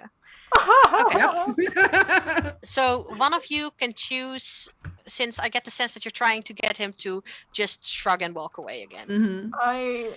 Yeah. So, I one of you can choose to manipulate someone, and the other one can roll cool to help out. I am going to try and manipulate because that's Oh. since I was the one who took initiative to talk with him. So, Betty, can you start I with the am cool very roll? bad at helping out, though. Like bad. Yeah, but sure. Well, And I'm good at manipulating someone. Just let's see saying. where the story takes us. Yeah, manipulate is my strong move, so that's Mixed success. So you get a +1 to your roll, +1. Yes. but if you fail, you both are very suspicious. So that's a 14. Oh, So- nice. This officer was clearly looking for an excuse not to investigate, to look too closely, and he kind of straightens his jacket. Well, they're Missy. Can't just ask an officer of the law to go rummage through the garbage for some kind of teenage love note. So I'm afraid you're gonna have to handle this yourself. But yeah, more pesky raccoons. I'll add it to the list. Make sure you clean this up. And There's he a turns list? around. Yeah, of course. Thank you, officer. I'm sorry, officer. Yeah. Yeah, learn some responsibility and don't do drugs. Stay in Hey, school and all that. And I'm walks not. away. I'm not doing. Hey, what's Galloway, this- I have my eyes on you. What's this officer's name? You will recognize him as What's Officer Horton What's his first name? Because I'm totally gonna. Stanley. Oh my god. Oh no. All right, I'll see you later, Stan. Oh no. No, he won't. No, I muttering. wanna. Probably will. And crisis averted. Hey! You're once again alone in the filthy trash alley. And also that breathes out. If he may have a very hard time talking to people, but adults he can kind of handle. So, you Well, get the that sense that sucks. you've Ugh. squeezed most of the information you can out of this particular alleyway. What is kind of your next steps that you want to take?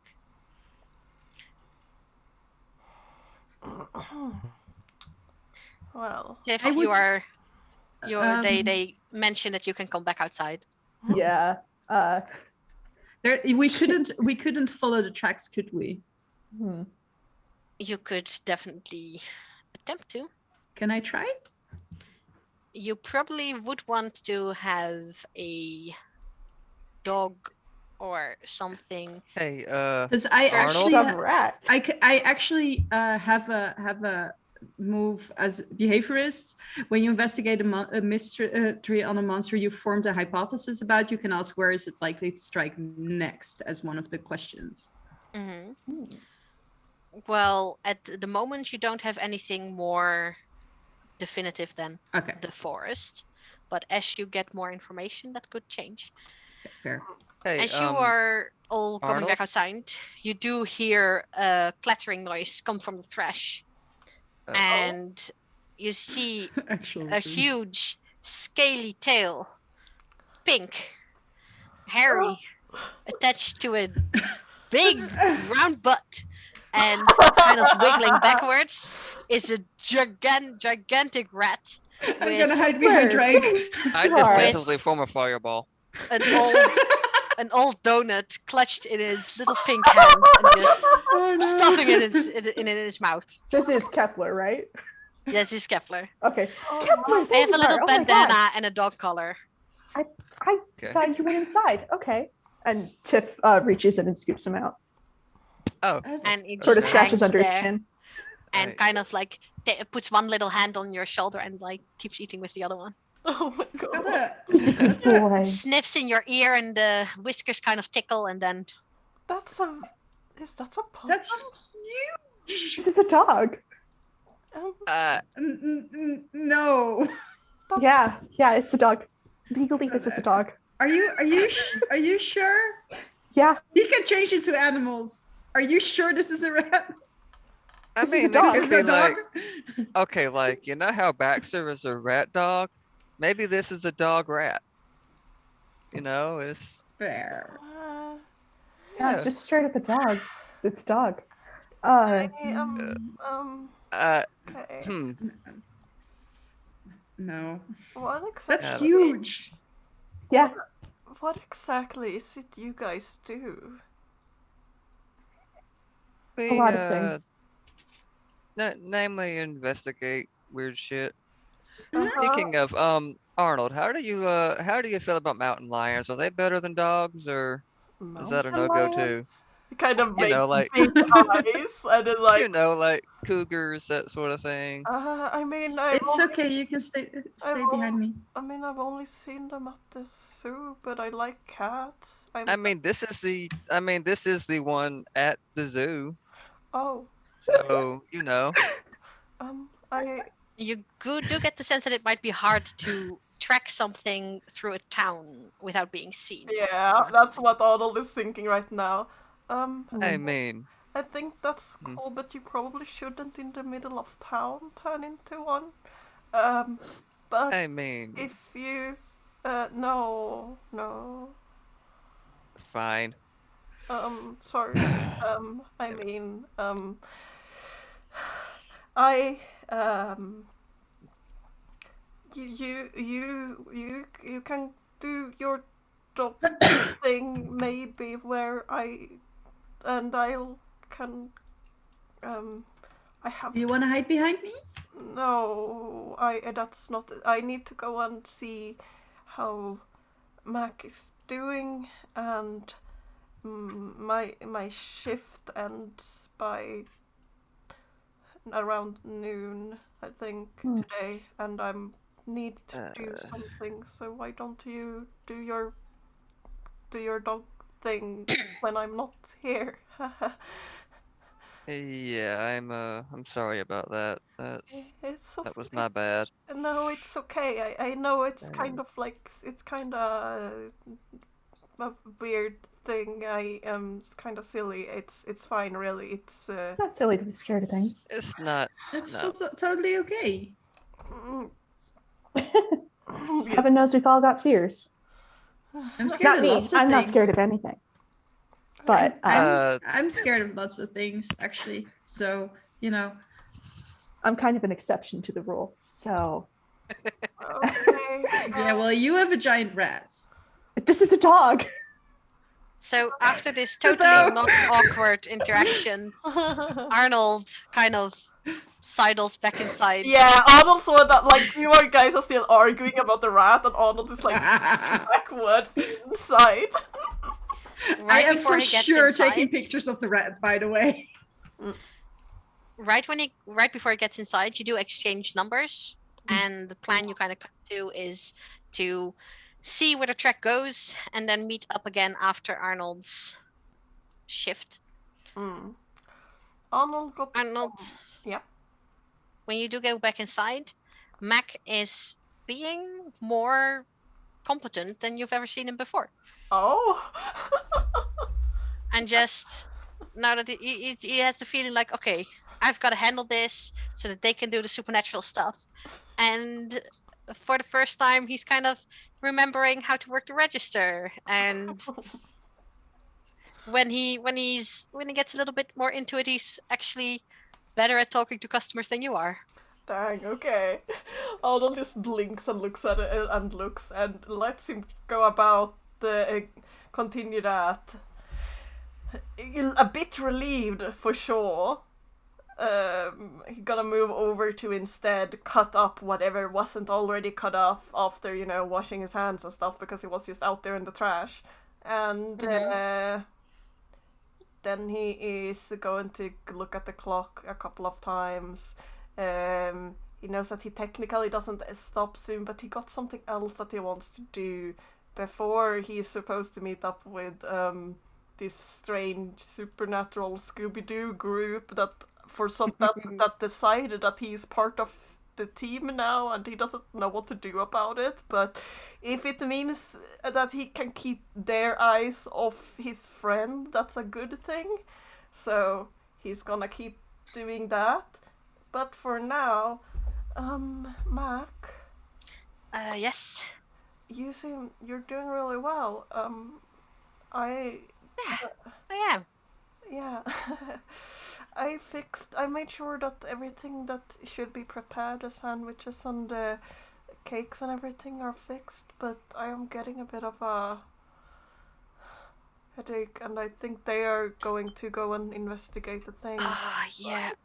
Will you be okay on your own for a while? I totally get that. It's such, and he puts a hand on your shoulder. It's such a shock to get into contact with these things immediately, and yeah, not everyone handles it as well as I do.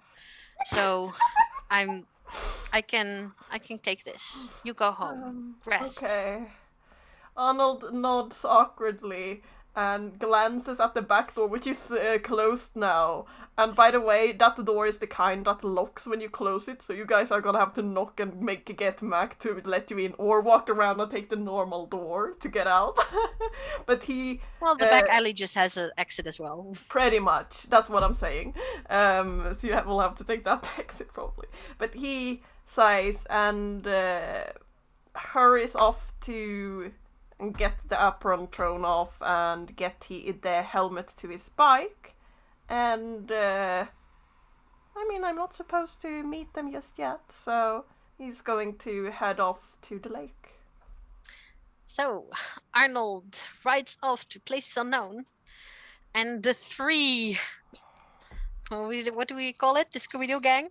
Scooby-Doo gang is in the alleyway without someone with a dog phobia this time. Even though, strangely, Arnold did not seem to be too frightened of Tiff's dog. Because he's a good dog. I'm a good dog. He's like, you're a guy. So what do the three of you want to do? Okay.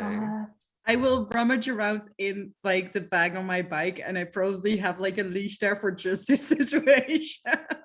You have to have like for pets and walking pets and stuff. This is just normal couple things, yeah. Yeah. Where you have to be prepared for your boyfriend turning into a dog, and like and then you have to be in an urban area without people being weird about you having a dog. Okay, yeah, that's normal. I'll take that as the explanation. Okay. It is. What's Yeah. wrong with this? I'm Drake's shirtless and you've got a leash. It's all very normal. Mm-hmm. Yes, because Anyway. he turns into I have a dog. jacket on, and she Just puts it on bad after I'm a habit. dog, if that helps. It does not. Damn it. That'd And be Jake's weird. just gonna. I know everything. Okay. Yeah, we should probably get back on track and do the thing. So Yeah, I'm beat red. Drake is gonna shift into the dog again. Damn it. Ginny was like halfway through their sentence when they realized just how weird that came out. So Puppy Drake is a little less, it has his tail a little bit tucked between his legs, a little bit shy, nose hanging a little bit low, but you start to sniff around the alleyway, and you were distracted the last time, but you immediately get a heavy, musky scent that sends your little doggy brain into overdrive, like, oh God, what's this? What's this?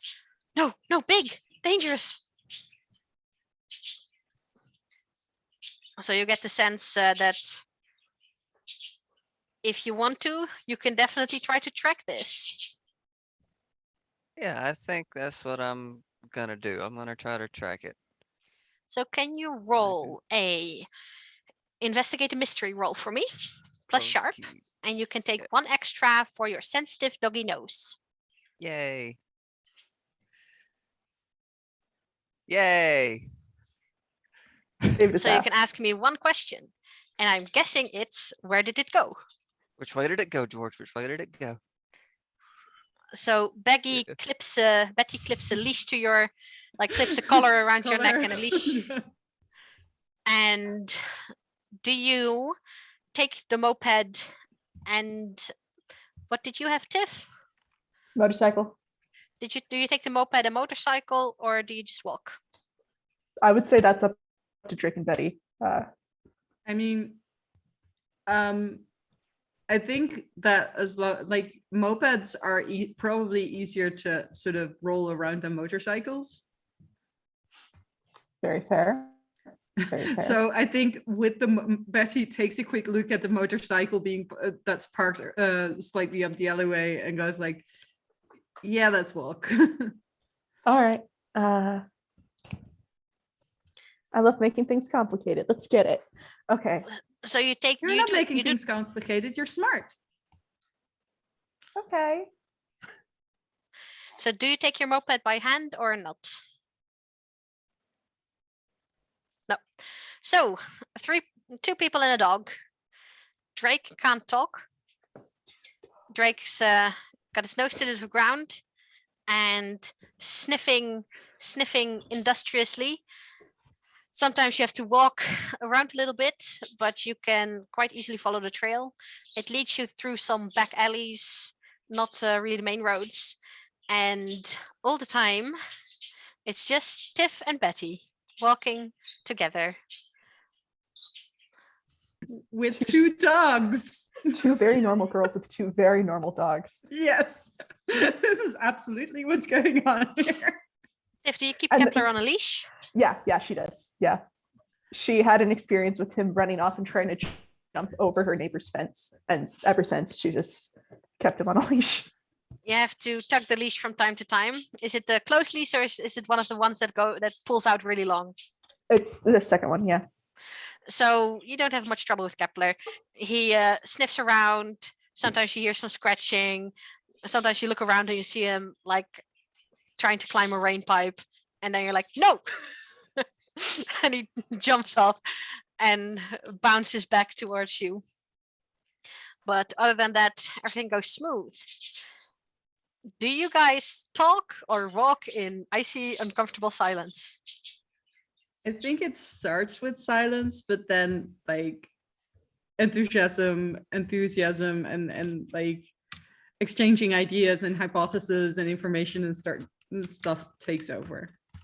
Yeah, and I think they're totally forgetting that it's supposed to be very awkward Yep. between them.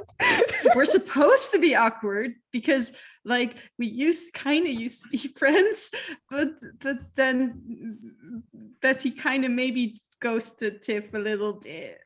Yeah. Because A little bit. Yeah, because it was kind of awkward because like Tiff is kind of obsessed with finding Bigfoot, who is totally not my mom, and I'm totally not half Bigfoot, and that's totally not awkward at all. Yeah, and Tiff definitely doesn't know that there is some sort of Bigfoot society out there that she's looking for. That's definitely not what's happening out here. But And since Tiff- the Bigfoot hypothesis has been thrown off already, mercifully doesn't come up, and Tiff, it almost kind of feels like having your friend back. So maybe it was just as simple as meeting Drake and having him turn into a dog so he can't talk.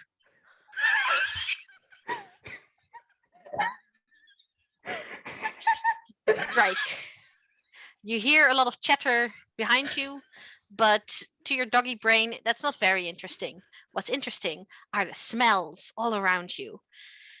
The strongest smell is this musky smell you're smelling. But as you walk, sometimes weaving in and out are other smells. And you're a dog. You recognize fellow dog smell. But it's off somehow. It has a hint of sweetness curled throughout it. Kind of the sickly sweetness of rotting fruit or flowers that have been out too long. It's not rotting meat because, as a dog, you know that smell very well, and that's delicious. No, it's a almost floral kind of smell. And once you've recognized it, you recognize it in the musky, probably a bear smell as well. You don't quite know what to make of it. But even so, the trail is easy enough to follow, and you keep a brisk pace, and you head towards the edge of town, past the parking lots where visitors to the park can park their cars and bikes and mopeds, past the information center to the start of the hiking trails. And you remember that one of these trails is the same trail you dreamed about. And guess where the scent is leading you? I freeze and whimper for a minute. Like, Arnold, you biked to the lake, and when you do that, you usually park your bike by the visitor center and walk from there. And as you are locking your bike, you hear a dog whimper behind a little ways off. You're very well in tune to dog sounds, and you kind of snap around, and you see two people walking their dog, and totally a dog, not a possum or rat. A dog. Okay. Well, I normally would park my bike here. I freeze at that, and then I kind of like grimace and start. Well, part because there's a fucking dog there, and part because I don't. Well, you're still far away this time. Yeah, I actually keep biking a little bit closer towards the usual meeting place, so to speak. And it's bumpy. It's very uncomfortable. But it holds together, and I gotta get there first. So, Betty and Tiff, you do notice Arnold off in the distance. And Arnold, do you pretend you just don't see them? Because, or I did not see them totally. Arnold was probably hoping that they had not seen him, since he.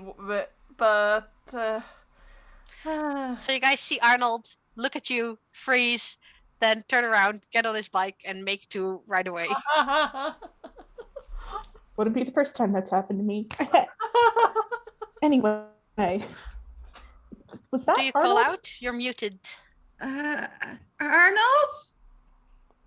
Oh, Wasn't he supposed to, like, be at work? yeah. Wait You a do second. hear this, Arnold. He has to know more, right? Arnold, what are you doing? Oh no. Hey, Arnold! Oh, you were working. Arnold grimaces. He probably get like a whiplash from the "Hey Arnold" because you know that he's heard that a million times.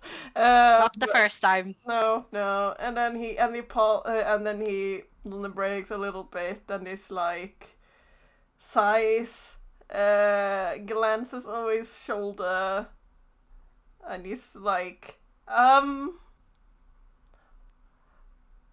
I just have a thing I need to do. Here? Do you know where the monster is? No. Please be careful, because I think it's probably kind of here. Oh. Yeah, Drake's whimpering like shit over here. It's insane. Yeah. A Are growl. you okay? I go over to sort of scratch his ears. Kepler immediately normal. places himself between Drake and Tiff and bares his rodent teeth at Drake. Oh. Kepler, it's okay. He's a friend. And she like scratches the top of his head. Well, actually, what she does is remembering the time that a certain somebody saved her from being strangled by a toad man. She cradles Kepler's head and then she cradles Drake's head and tells them, "You guys are friends. You're friends, okay?" And hopes that works. I get this image of a big black dog just going. And this really big red, And still smaller than you, Drake, but you're eyeing those teeth and they're looking mighty dangerous. And he starts sniffing you around the neck and around the ears, and whiskers kind of tickle. Do you endure this or do you try to stop it? I endure it. No. So I he just sniffs you, sorta- sniffs you, sniffs you. Good boy. Sort And of the thought then- of if I had fingers, I'd give you one. And then kind of little ratty tongue comes out and gives you a lick on your head, Oh. settles back in next to Tiff. So Arnold, That's adorable. big question.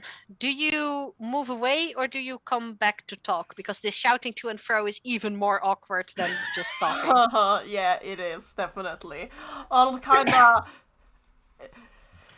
He looks in the direction he was going and has lets out a dejected deep sigh, and then he turns and pulls his bike back to the others, and then he pauses because Drake is still a dog and he remembers that now, and then he does not shit. move closer at all.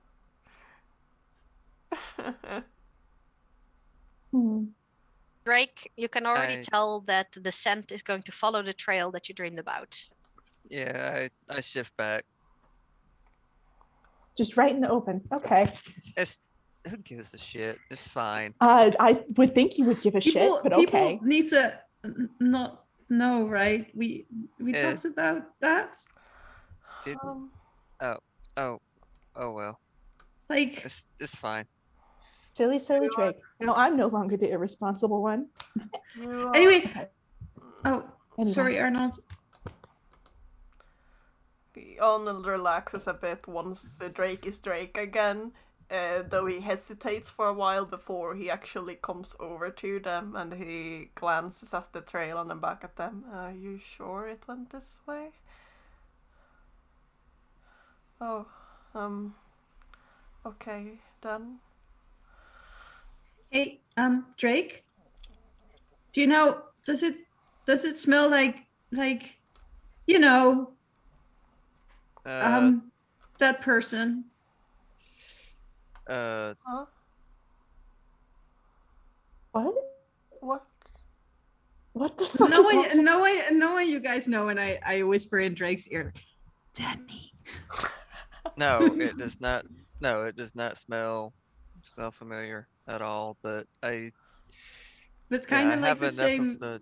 same It was kind of deal. weird. You know that if you know something weird is going on, you can tell me, right? Yeah. You know Yeah, that? but like this is So- not. You've smelled Denny as a cougar, as a mountain lion before. Denny smells like a wild animal, but underneath there's still the human smell and Yeah. the kind of chemicals that she works with and the empty candy wrappers that she keeps in the car. And Yeah. There's there's yeah, none of there's that a here. yeah, there's no human, there's no janitor smell to it. It's just weird. I elbow Drake very hard. Ow! I mean, Janitor? just a joke. It's fine. Tiff It was a furiously bad scribbles joke. something down in her notebook. Yeah, it's I mean, totally.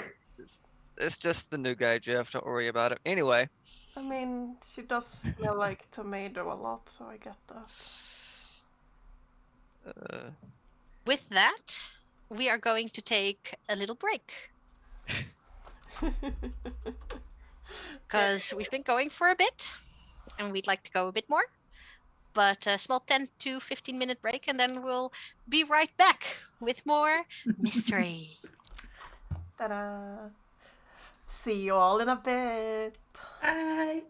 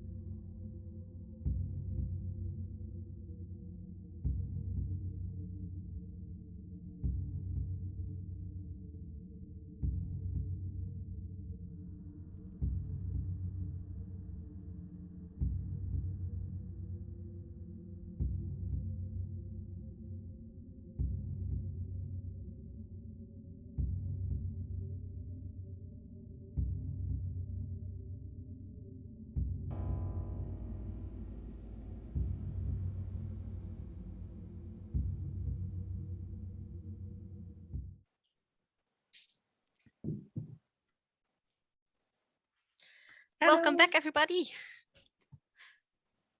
Back from break.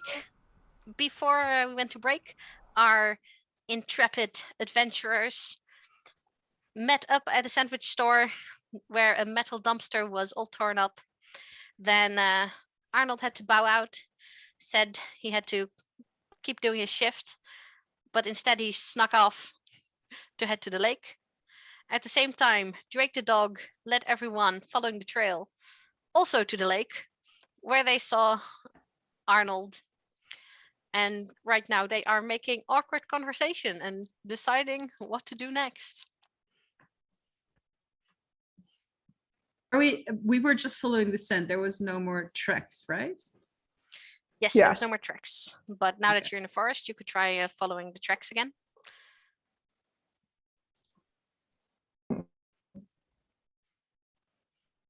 So Drake, you are human again.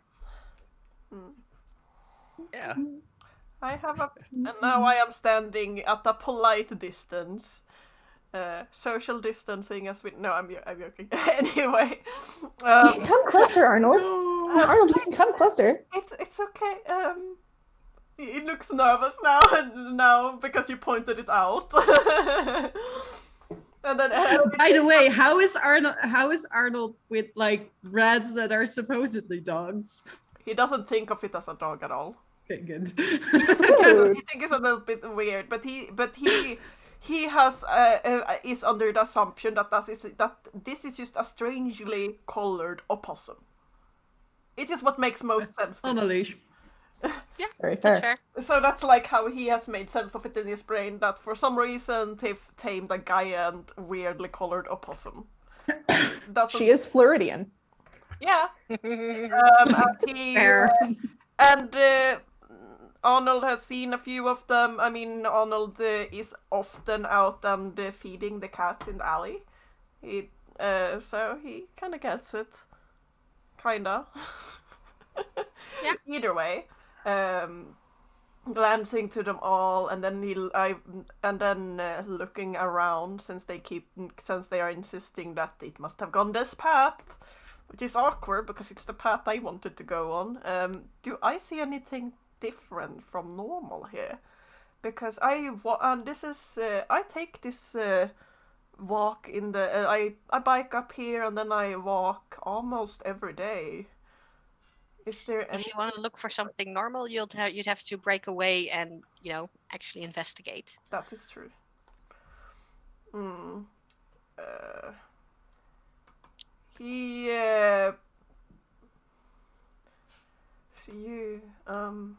Have you seen anything more then?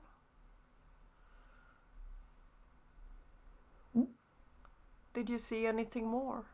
I mean, or you just followed us? I think we were just going to follow the path. We were talking about something, but I get the feeling that people don't want to talk about that. So I'll drop it for now. Okay, I walk this path almost every day, so I feel like if there was something off, I don't know. Did you ever see anything that looked like it could have been caused by a bear? Like if you're here every day, that sort of thing could stand out, or that looked like a nest or something like that. Well then, I'm not sure. Arnold is going to a little bit dejectedly sigh, and then he kind of awkwardly leans his bike towards a tree, carefully locks it as a good boy, and then he's gonna look around to see if, and I guess, fall in pace as the others are walking and actually take a better look at things and see if is there anything that looks different? Do I see anything? And maybe also partially sometimes maybe a little bit looking for a way out. But mostly I am trying to see if there's anything different right now. So Drake, do you lead them down the path of your dream? I think he's gonna turn to the path and like, hey, why don't you stay here and I'll go check this out. It's yeah, it's fine. Hmm? I might need to be a dog again. Yeah. I'll go with you. Yeah, there's no fucking way I'm missing out on this. I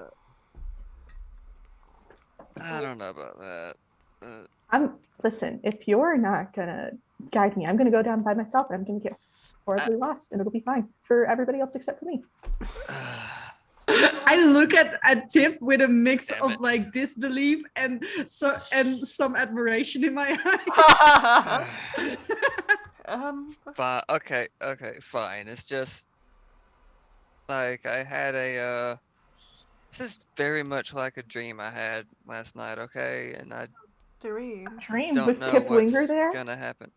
Was Kip Winger in your dream, Drake? Huh? No, shut up, Tiff. We don't talk about that. No. I'll drop it. No. I'll drop it.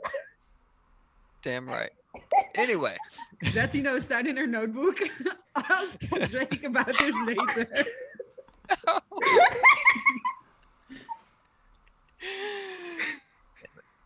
Okay, so yeah, in my dream it was this path. And at the end of it, I was face to face with a mountain lion. Not just any mountain lion. It was mine. And no. And so yeah, so it was my mountain lion. And then I woke up and I was on the couch watching TV, and Betty, you were there next to me, and I got up to get a drink and I started involuntarily shifting. And the instinct was strong, and then I woke up for real. So Instinct? while I feel like we need to go this way, uh, I feel like maybe it should just be me in case something happens. Not if you're going to be in danger. Yeah, I but want to know more about this instinct. This sounds. Yeah, but what if my dream is right and you're the ones in danger by being with me? But Know what I'm saying? it sounds like you'd also be in danger, and we're not at home, so. So, I have experience with people who have like specific dreams and visions. There's this one time this person I knew dozed off in the car, and they woke up like, oh my god, we need to not let this specific person through a portal or the world will end, and we made it so that the world didn't end. So I think that what we need to do is just make sure that that doesn't happen.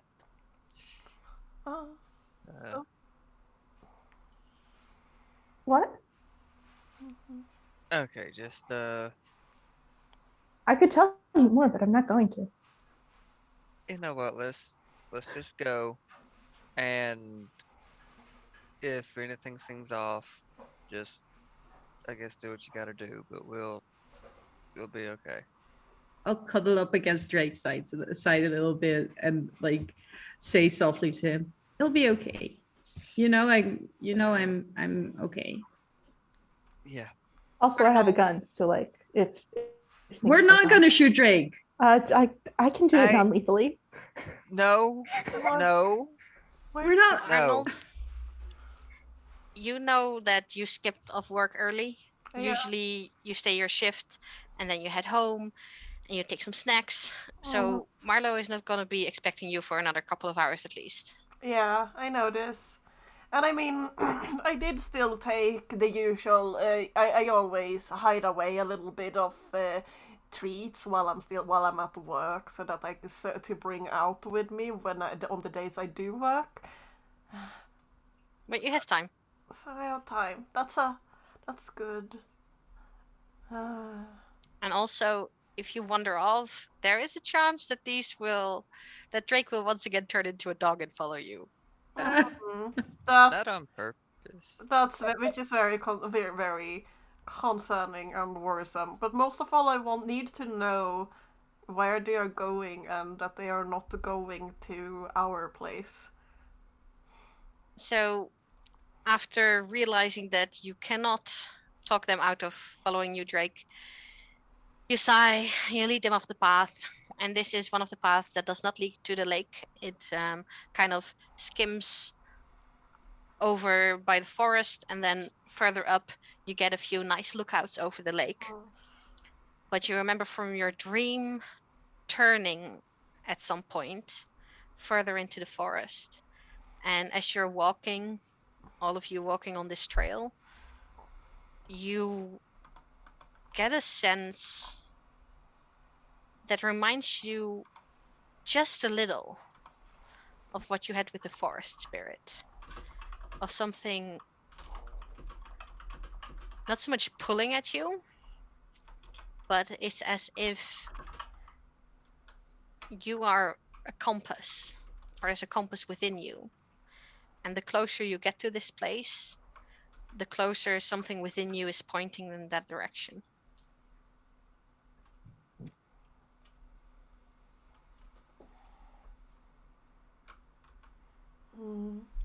I think Drake is like, as they walk, Drake kind of like has his switchblade out and just sort of idly just toying with it, not even realizing that's what he's doing. Just sort of like a comfort thing. And I think every now and then you might see some blue sparks come off his fingers harmlessly. This switchblade of yours, does it look like a normal switchblade? It's just a black handle switchblade with the silver blade that everybody except Arnold has seen. Tiff has seen that knife. Oh Yeah. no, yeah. Arnold glances at them, wondering over how these two kids are running around. Well, teens that happens to be in my class is running around here with weapons and chasing after monsters supposedly. And suddenly, some things about what happened back when certain someones, for some reason, suddenly were going to sneak out of school are starting to make a lot of sense. He's making some connections. He's also thinking about a certain situation, and he glances to Drake, and suddenly, seemingly out of nowhere, because Arnold has been so silent for now, asks, kind of deadpan, just, you can turn into a skunk too, can't you?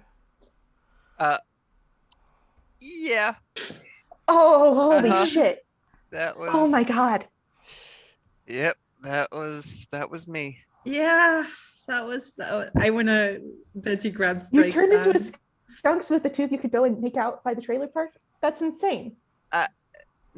No, Not quite. we weren't even together then. I don't know. I'm bad I mean, at we reading were a few relationship days cues. later, but that's not the point. I'm bad at reading relationship cues. That entire week is a bit of a blur for me. But I do remember hearing from Laura that that's what you guys were doing. She's saying what? She said that you guys were making out at the place with all the broken down cars at the trailer park. Arnold looks away while they are starting to talk about making out and shit, and it's just like, okay. We were. I mean, we make out now, I guess. Nerd. Oh my god. Not then. What a nerd. Tiff points and laughs. But in a way that it doesn't see, it's not cruel. It's not a cruel point. No, I know. He's my boyfriend, you know. Yeah, I'm acutely aware of that, Betty. Jesus. Sorry. Anyway. Arnold, are you good? Yeah. You're suspiciously silent. I'm always silent. You look. Well, okay. Actually, also kind of always looks like that.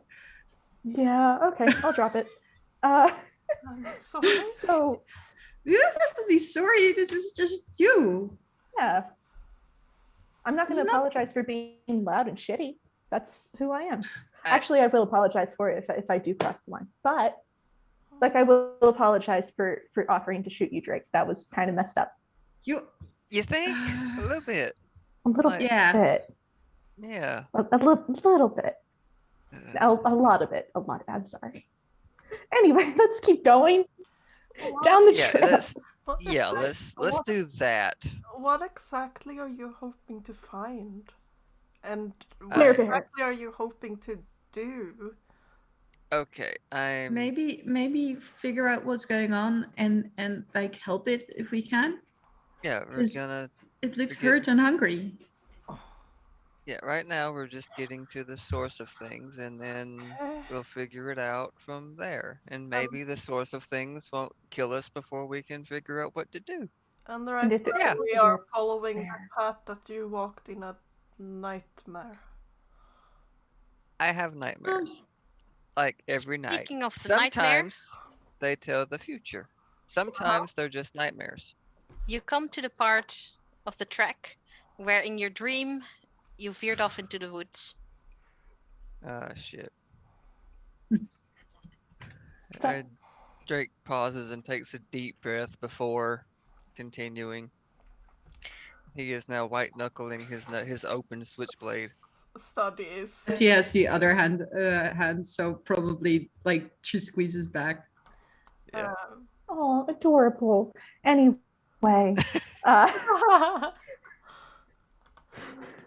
So- you sicken me. This is Yes, Arnold? adorable. I was gonna say, I pointed out earlier that I've been, like, while we were walking and pretty Mhm. much now on, and, well, at the very least, while I'm not, during the moments, I'm not super embarrassed about everything that is going on. Oh. Arnold would walk around, like, specifically trying to see that, is there any, like, again, I walked through these woods all the time. And me and Marlo Yes. walk around the outside. Is anything looking different? Or is it just like... So roll a plus sharp for me. Yes. Let's see. And you can do so because you know this part of the forest well. Yeah. Oh. So you get to ask me 2 of the questions from the list. Oh boy. Oh boy. Let's see.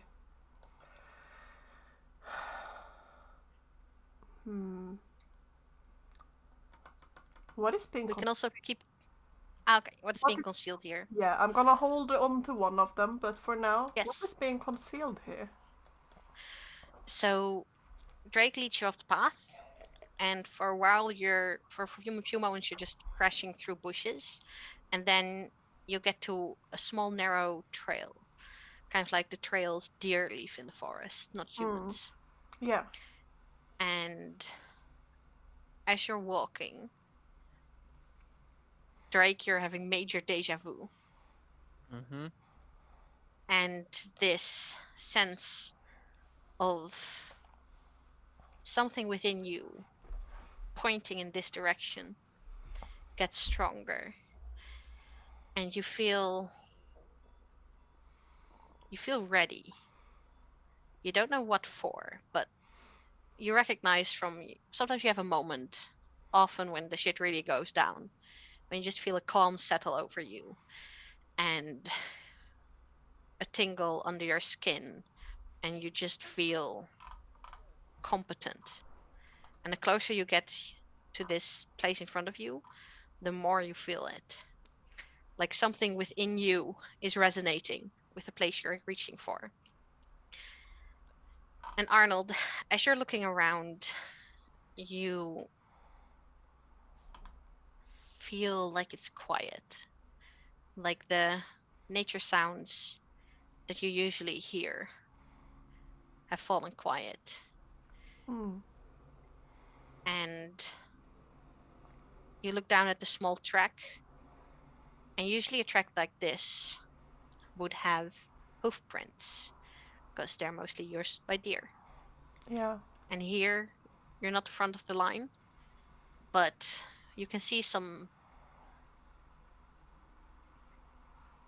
kind of smushed footprints, and they look more like dog footprints than anything else. So you feel like what's being concealed here is that there's something in these woods that doesn't normally live here. Okay. And it has definitely gone this path too. Um, You don't know if it's been recent, but you know it's been around here. yeah. Anna doesn't like the fact that it looks like dog prints. But he's keeping like to the back of the line and sort of nervously looking around. As you fall to the back of the line, you feel kind of exposed. Yeah. Like if something were to be watching you from these woods, it would be paying attention to you now. Oh man. Nervously looks around. So as Arnold nervously looks around, Drake, you feel more and more of a, yes, we're in the right place. And maybe you speed up a little, walk with purpose. You remember in the dream there were flashes of white around you. And at the time you felt chased, hunted. But right now you feel like you are the one in control. Like this is your forest. And when that feeling grows, the four of you step into a perfectly circular area. And there are trees lining the side of it. The ground is muddy and a little bit snowy.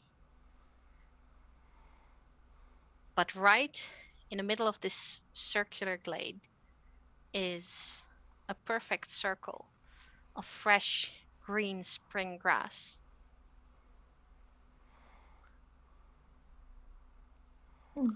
Have I ever read about anything like this? Define like this. Like a circle of crisp grass. Actually, it sounds a little bit probably like what I heard from the group who went into the forest.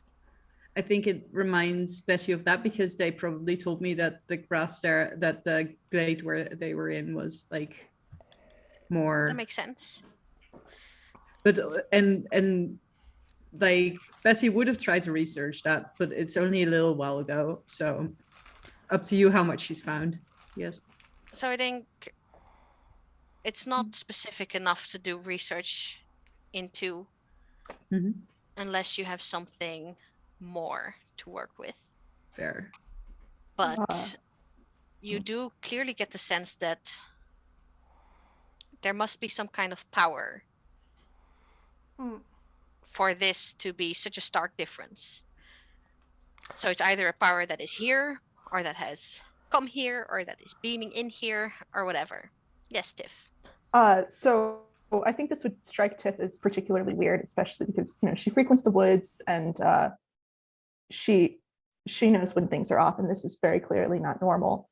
I think she would try to like and Drake talking about dreams and stuff would have reminded her of everything that happened with Oniron and how she was able to project her consciousness into this other world. I think she would try to see if she could do that again to figure out what's going on here. If that's. So do you have a move for this, or yeah? So I was wondering if I could roll sensitive for it. If you wanted to roll what for it? Sensitive. A weird move. Yeah, it's when you open up your brain to the psychic environment, both less weird. Okay. Go for it. I have to do the act under pressure first, so. Okay. I don't know what that would do. So I'll keep it in mind. Okay. And this means it can be a worse outcome, hard choice, or price to pay. But for that, I need to know what your sensitive roll would be. Okay. Also, mixed success. Yeah. You gain a hazy impression about something important. You open your mind. You've done it before. That was in a dreaming world. So it's hard to kind of get back to that place. Mhm. But Tiff, you fuck around with weird stuff all the time. Mhm. So you close your eyes and you breathe in Mhm. and you kind of let your mind drift. Almost to the point what you would try to do is you would be meditating or falling asleep. And you hear the sound of the forest around you, rustling through the trees. And as you close your eyes, you smell a sweetness like flowers on the wind. And you feel a warmth, a power come from in front of you. And you open your eyes and you see that you can feel the power come from that circle. And as you kind of squint your eyes, you can almost see the air above the grass wobble and flicker like the air above a barbecue or a fire. And as it wavers, you see something else, some other glade with lush grass and bright flowers and trees off in the distance. Mhm. And then something moving. And you blink your eyes and it wasn't moving in this other glade you see above the circle. It was moving on the other side of the glade in the real world. And you catch a flash of white and 2 yellow eyes as you see a dog halfway in the brushes looking straight at you. It's a tall dog, white, pure white fur, silky, long-legged, a narrow snout, kind of on a curve. And it looks like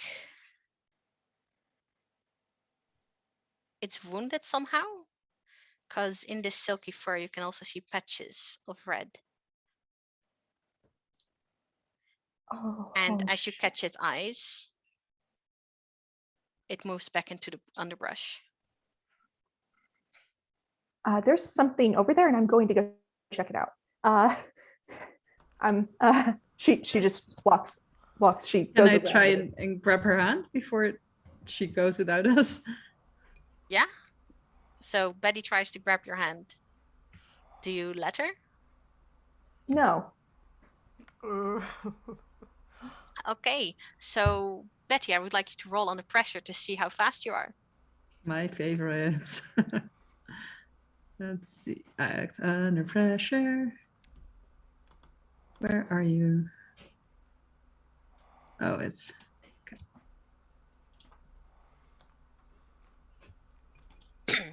Oh. Huh. I'm actually rolling well. What is this magic? Tiff, are you planning to go through the circle of grass in the middle or around it? Around it. Yeah. So, Betty, you get a chance to grab Tiff's hand, but you know you're going to have to run. And you get the feeling that it would knock the both of you into the circle of grass. Do you do that, or do you let Tiff go? Is Tiff going into the circle of grass anyway? Mm-mm. No, Tiff was veering around it, but because you're running to try and grab her, it's gonna knock the both of you in, or you're gonna have to let her go.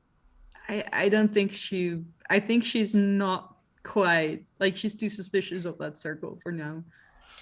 So you try to grab Tiff, but she veers out of your way. Mm-hmm. Drake, something is vibrating under your skin, and your switchblade almost buzzes at the touch. Not quite, but you feel like you could do anything. You feel powerful. And you feel like something, whatever was in your chest was pointing at this, it's pointing towards that circle of grass.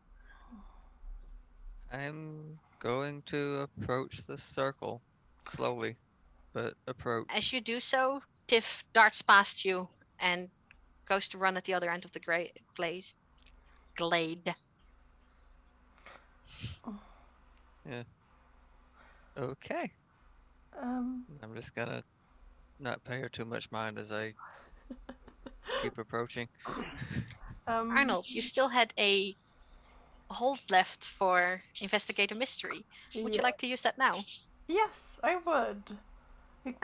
So Arnold is looking at this circle, noticing Tiff run off after he has no idea what. Mhm. Betty running after Tiff, not being able to catching, but following, and everything is just happening so much. Why is everything happening so much? But then finally fixates on what is in the middle of the circle and how. And the way Drake is pulled towards it, and I wonder what happened here. What happened here? As you walk out into the glade, the ground is muddy here and patchy, and you see more and more of those dog trails. A lot of them circling. And you also see that they stop right at the circle of grass. So what happened here was whatever made these prints have been circling here a lot, but they haven't been able to get into the grass. So the grass is like some kind of field it can't move through. I think that Arnold, without realizing, says that out loud to Drake.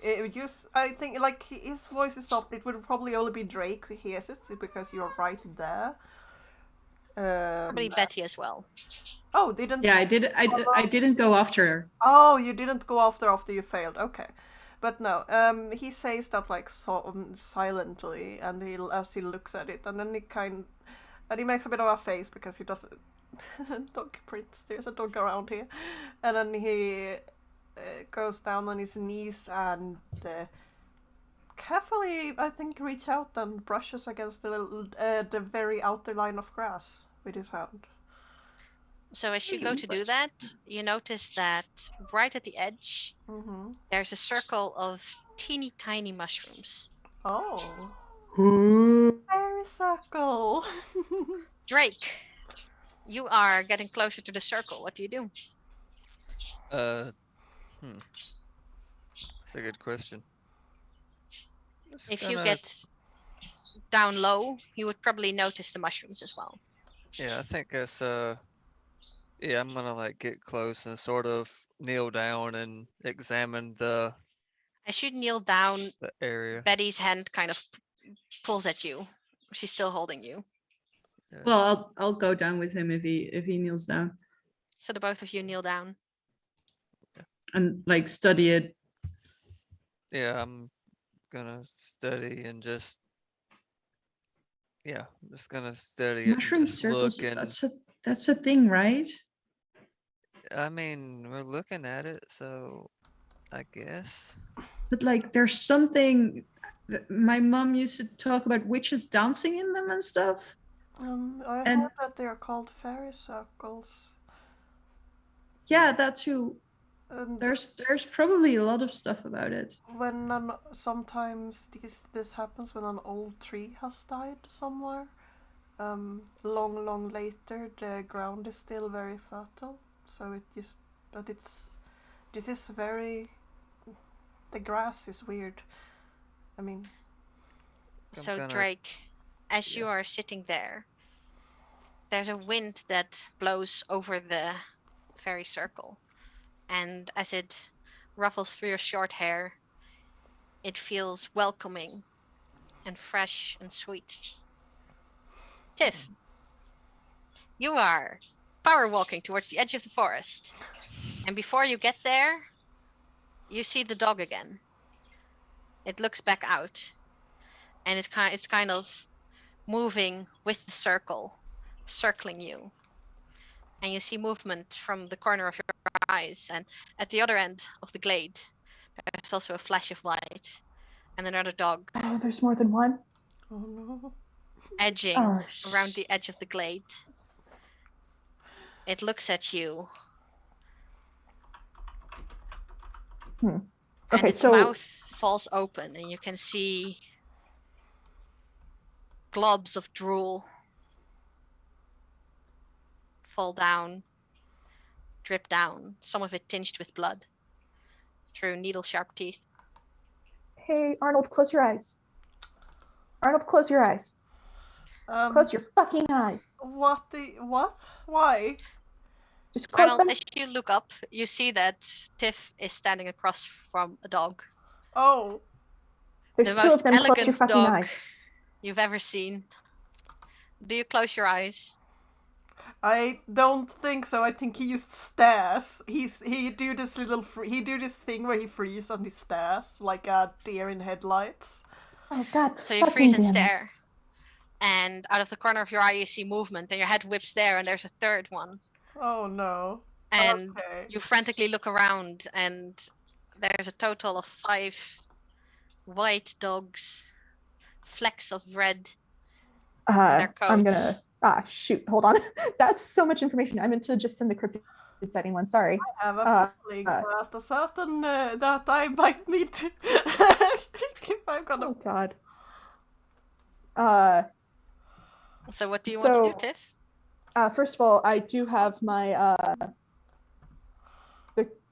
I'm able to ask an investigative mystery question whenever I see a new creature. Would this count as a new creature, or would it just be dogs? No, this is definitely a creature. Okay. I'm gonna ask what can hurt it?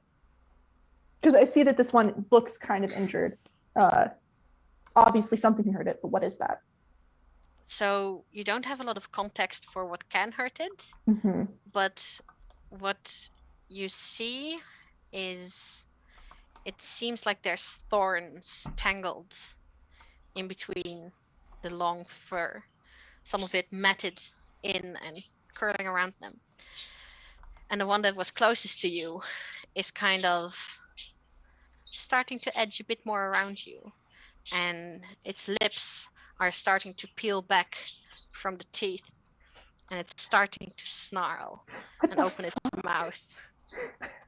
And it's obviously fixated on you. Do you stay put? I think she would either stay put or reach out to it. Honestly, Tiff is very reckless. You start. Well, which of the two is it? You tell me. I think she's just gonna stand there. She's not gonna reach out yet. She might It's later. you're standing there, and it's starting to walk around you, and you get a sense that it's trying to get in between you and the rest.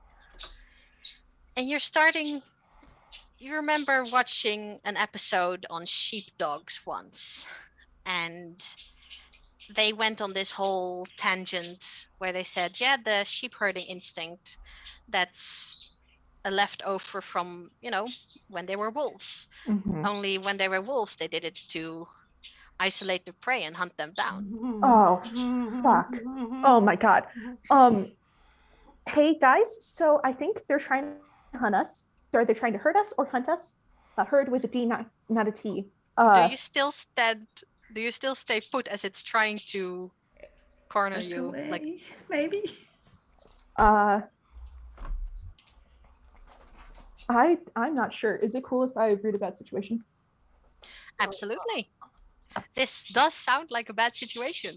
Uh-huh. Should I roll to act under pressure because I am free? Because Arnold is terrified. Well, right now you're frozen. So when you try to do something, that's when you roll to act under pressure. Okay, thank you. Okay. So you rolled a 10. You can ask me 3 questions from this list. Okay. I think the first one is going to. Is there any way I could stretch it to say victims, meaning the people within this circle? No, not within, you guys. You Yeah. could absolutely count as the victims in this Okay. scenario. Yeah. So what's the best way to protect the victims? The best way to protect the victims is to not be surrounded Unfortunately, you're past that stage, and something vaguely in your hindbrain remembers Arnold muttering something about them not going within the circle. As you are taking this split second to think, the dog keeps snarling. It opens its mouth, and then it opens its mouth again, but sideways. And four corners of flesh start to peel back, and each grotesque, fleshy banana peel of its face has rows and rows of sharp teeth that are angled back. Okay, so I have an idea. I think Tiff would shoot it. I think she would shoot it. You do get the sense that if you don't do something, it's gonna jump you. Get in the circle, and then she's going to shoot it. She's going to shoot it. Yeah. Okay. So are you going to shoot it with the intent to run away or to do damage? Because it's either going to be a kick some ass roll or a, let's say, an act under pressure roll. I would say she would be doing it with the intent to run away and like get into the circle. Oh boy. Okay, so roll to act under pressure. Okay. Okay. So it comes closer, and as you are still looking at it, it's moving slowly. And you get the sense that if you turn away, it's going to jump. So with shaky hands, you kind of aim the gun right in its banana peel mouth. And it doesn't react. It does not seem to know or realize what a gun is. So you squeeze the trigger, a huge bang shoots throughout the clearing, and you hit it right in the jaw. You see a splash of red and gore as its back gets splattered with even more red. It yelps and jumps away, and in that moment you get a chance to run at the center of the circle. What do the rest of you do? Fucking circle. Oh my god, get in the fucking circle. I think we do it. Oh boy. Fish, you're muted. Yeah, I'm gonna get in the circle. Betty and Drake jump into the circle. Arnold, I think roll we to sort act of under toppled pressure. forward into the circle actually because we were already on our hunches. Let's see if I can get my brain to work. Oh, let's see here. That is a mixed success. That is a mixed success. You stay frozen. And the dogs, the one that got shot is obviously shocked, but it quickly pulls itself back together and keeps circling. They circle closer and closer, and you're just this deer in the headlight, and you cannot move. Betty or Drake, Tiff is running into the circle, but the two of you have a chance to try and pull Arnold in if you want. Both? Let's see. Ever wants to. I'm proposing both of us. Yeah, my first thought wasn't to pull him in, but... What do you do in this split second? I'm gonna reach out because apparently inside the circle is safe. So and Arnold is somewhere where he's not safe. As Drake is still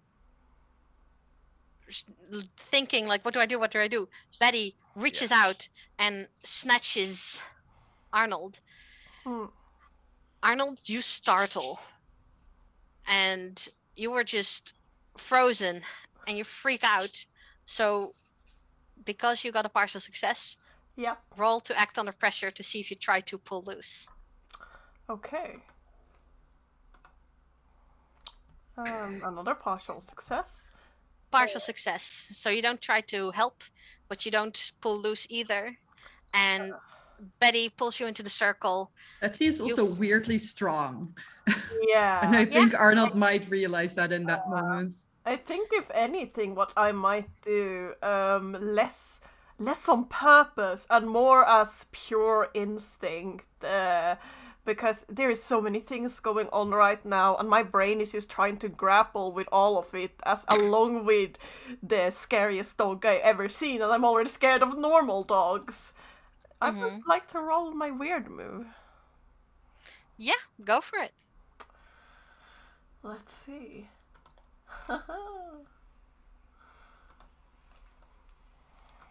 And I'm not good at it. Oh, that's a 9.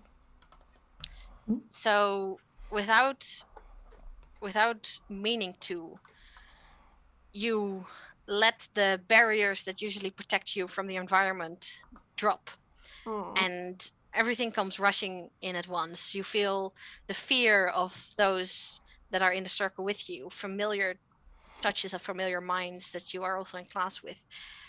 And beyond that, you feel an overwhelming sense of hunger and a feverish intensity to keep searching, keep searching, keep searching, keep taking. And it almost snags at you. And I think without realizing it, as the dog closest to the circle bares its teeth and starts to snarl, Arnold, you also bare your teeth and you snarl and try to swipe at Betty before you snap out of it.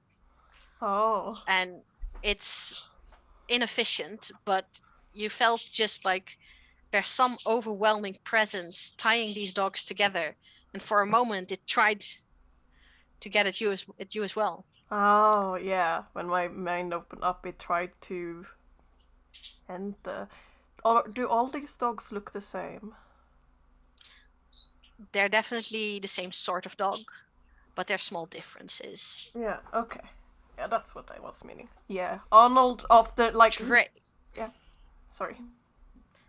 So you had that moment, and I think you and Betty are kind of wrestling and trying to stay in the circle. Drake, the slight vibrating underneath your skin has flashed up into a fire, but it's not hurting you. In fact, it's clearing everything you were ever doubting away. You feel strong and you feel angry at these things for attacking your place and trying to take your friends. And there's something vibrating in the air. And it reminds you of the feeling you get that travels up your arm into your fingertips every time you snap your fire into being. Your fire that's somehow easier than the other magic you try to learn from Robin. And something wants to happen. There's some thread hanging in the air that wants you to pull it.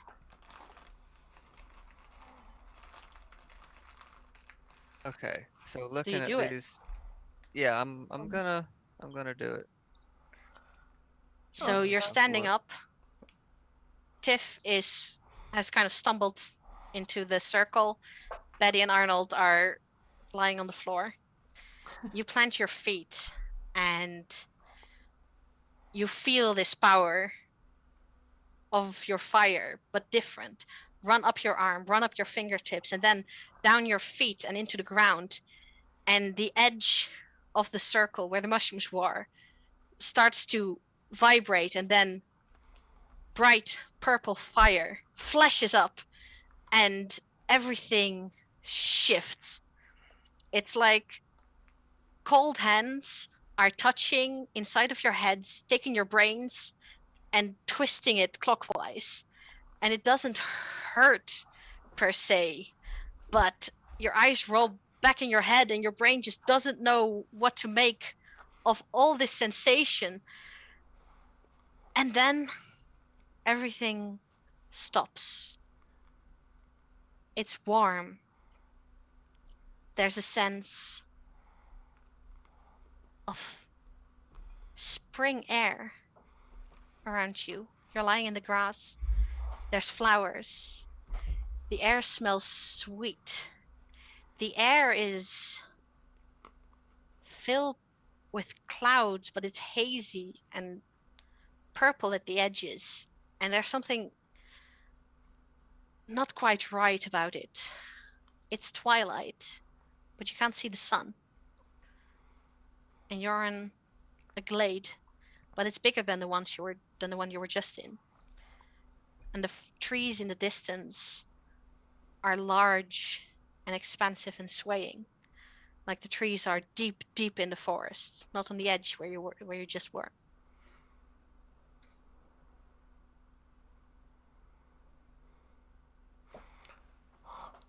What happened? What is this place?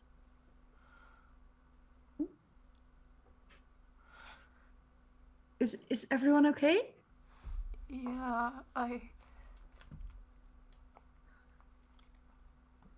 Well, what just happened? We looking around. So we are like in a different place, yeah. You're in a different place. What? is this like the place that Tiff saw before, or is it different? It's what you saw before, only real. Oh, fuck. Oh, God. You okay? So I saw this place. How did we go here? How did we go here? Yeah, how did we get here? Because I saw this in like a body thing. That Drake? Looks at Drake. Drake, you're look not, at you're not Drake. talking. What the fuck's going on? And without meaning to, you're kind of smiling. You feel like you've come back inside after a cold winter's day where the wind was just cutting your face, and now it's comfortable and welcoming. And Betty, you look at your boyfriend, and he's always had beautiful green eyes, but now they're like really fucking bright. And where the light hits them, they almost shine and shimmer. Like there's something in there catching the light. Betty can't quite help but reflect the smile that Drake has. Your eyes look... They're very pretty. Well, not like that. They're always pretty, but they're like Is this really the extra time, pretty, Betty? but not. But Betty? look, Is this really the time? just look. Yeah, I'm not just supernaturally saying. green. I'm not. Yeah, they're not normally like that. Well, I don't know. I don't really look at people's eyes all that often. No, it's like he's glowing. Interesting. And Did you bring us here? I think so, yeah. That's pretty cool. Do you know what this place is? Can you bring us back? I don't have. Oh, the I do not slightest want to go fucking back idea. yet. I Oh mean, my God. Arnold, you said about fairies, right? Yeah, and they couldn't go in here, so the monsters Was are it- right. Or witches? You don't know how, but you get the sense someone is looking at you. And when you turn your head, you immediately notice someone standing a bit off. And there's a kind of tent-like setup with a few poles and fabric spun over it. And there's a fire that's smoking. And there's a table. And at the table, someone's working. Someone dressed in white with long white hair. And that's all you can see from this distance.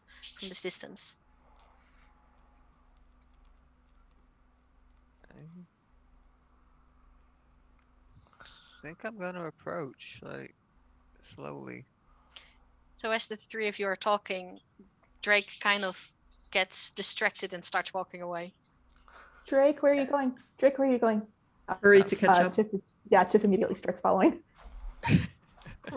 Arnold, do you stay behind alone? Arnold is like staring after them, a bit unsure, and he's like fiddling, and then then he sort of fishes up his necklace and starts fiddling with it just to feel if he's scared. We are in a strange, different place, clearly. And he's trying to feel if he can still feel the connection through it, pretty much. You Bars. He's more concerned about that than he is about staying in the group at the moment. You don't even have to focus on it to feel that there's something different. Because normally it's just a slight bit cooler than your skin, no matter how long you hold it against it. But now, as you're holding it in your hand, you can feel it warm up. Oh.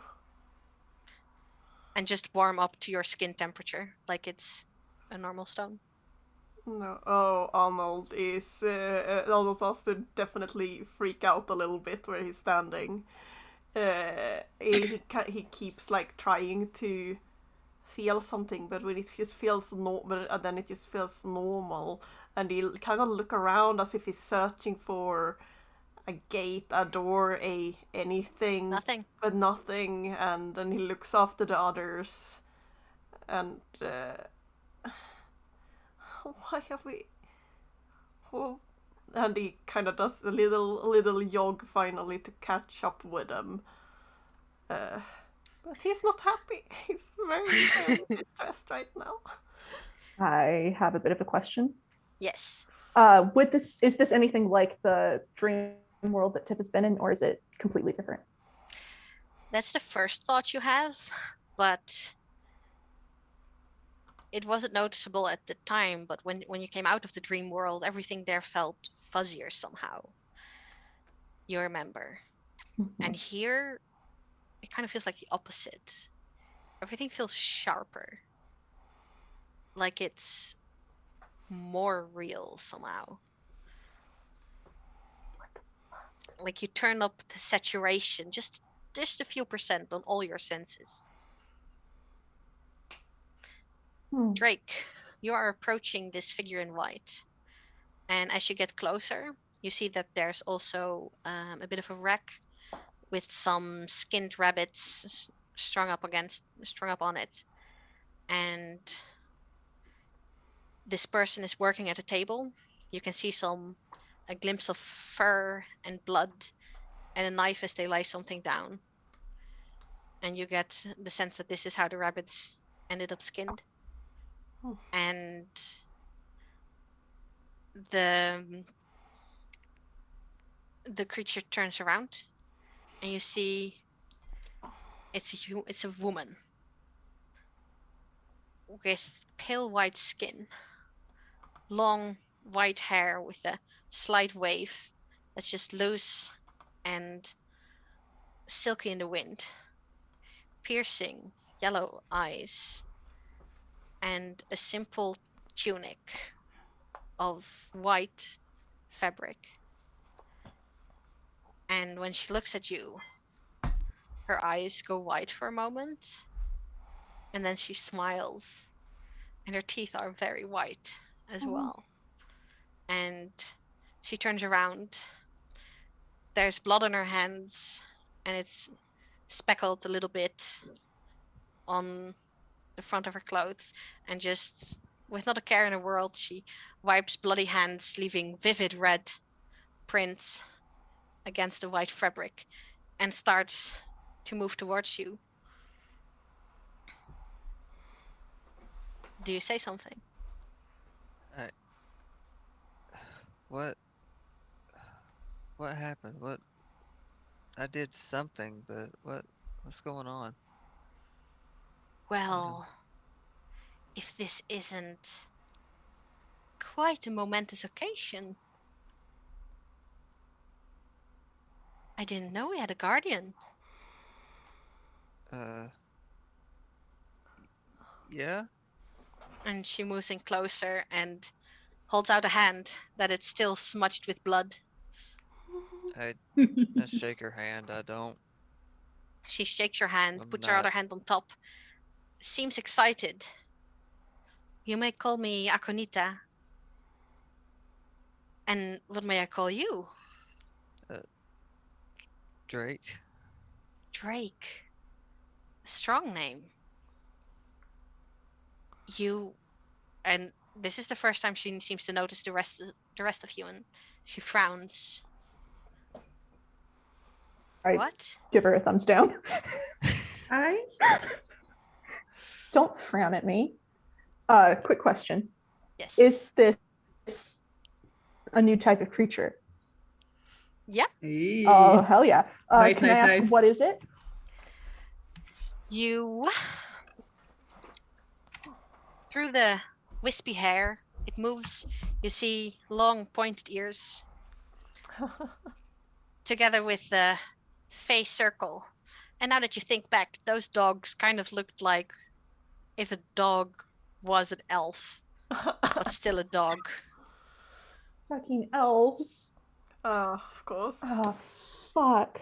Do you say that out loud? Yes. Oh my god. No. This can't go No, wrong. small mortal. We barred the elves from our lands ages ago. That bunch of rabble was not welcome here.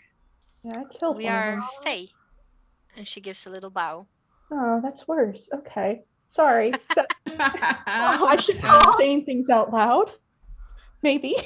I'm Right. sorry. You're Mhm. okay. Well, And you are not supposed to be here. I mean, it makes sense that the guardian can come through the gate, but for you to be able to bring them as well, either you are exceptionally strong, and she looks you over from top to bottom once, does not seem to be the case. Or something is weakening the boundaries, which is something I should be looking into, perhaps. You- But a guardian, and her focus is again completely on Drake. Where have you been hiding all this time? I haven't been. Not on purpose. I don't. You come from that backwater mortal plane, do you not? I mean, yeah. And she leans in and sniffs.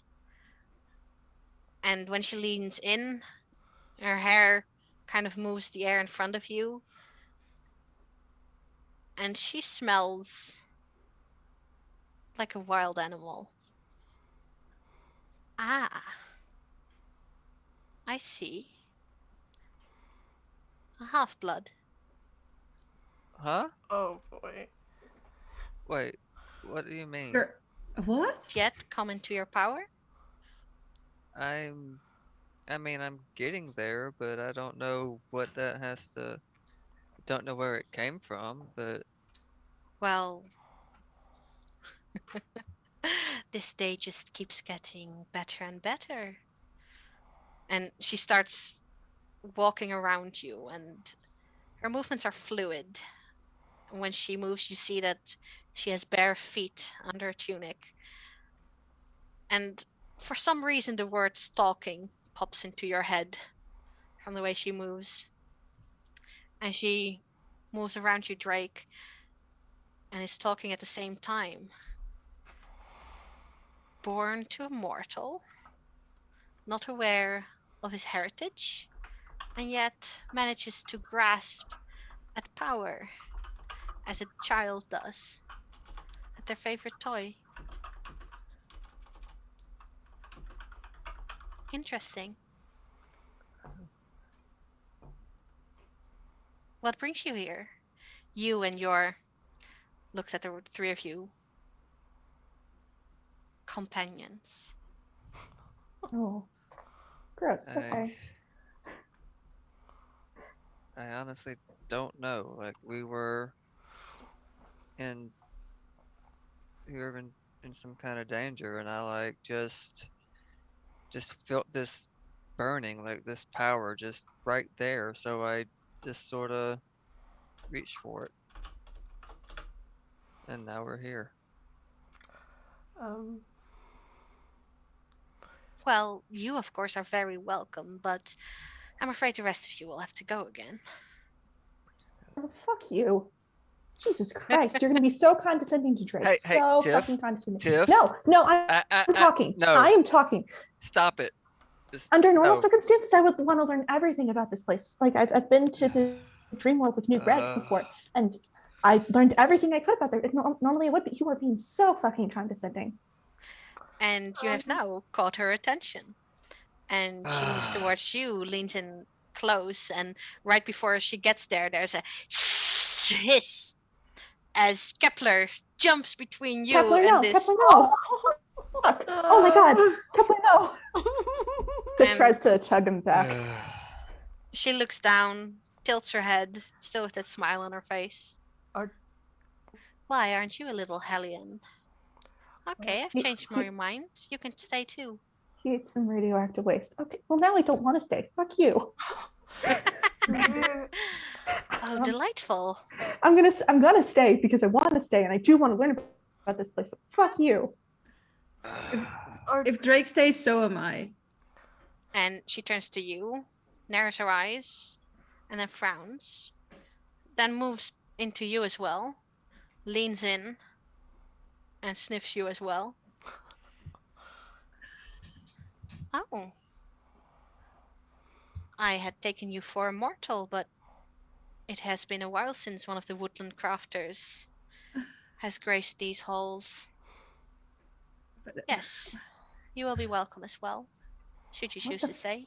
What the fuck are you talking about? Betty's totally human. What the fuck are you talking about? It's Listen, I It's know nothing. Betty. If there was something great about Betty, I would know. Weirdest thing about Betty is I won't get into that, but please don't get into that. That's not I won't. I won't. I told you I'd keep that a Thank you. secret. yes. Well, I will tell you my nose doesn't lie. It has been a couple of generations since one of the woodland crafters has graced our halls, like I said. But their collection, should you choose to say, will be yours by heritage. Collection. Yes. Well, we haven't looked into it, of course. It is ours to keep and protect until the next one of the people comes along. But books, I reckon, journals. I'd love to see them. But like, and I'll look at the other three, like, kind of like, what do you guys want to do? How do we get back? I can send you back. You're not supposed to be here anyway. I don't know why you'd want to be here, but Guardian, Drake,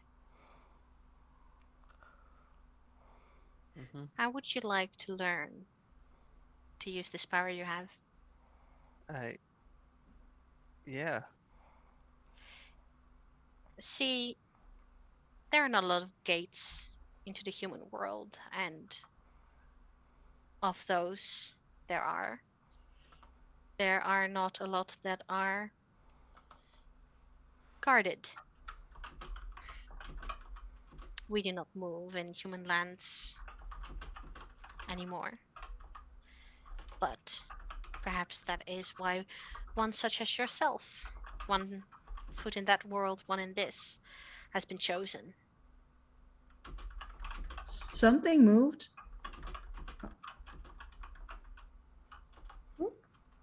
Well, the whole reason we're here is that something went through the portal. At least I think so. That's where the thing ended. Yes. I see. Oh shit! Yeah, That's funny, actually.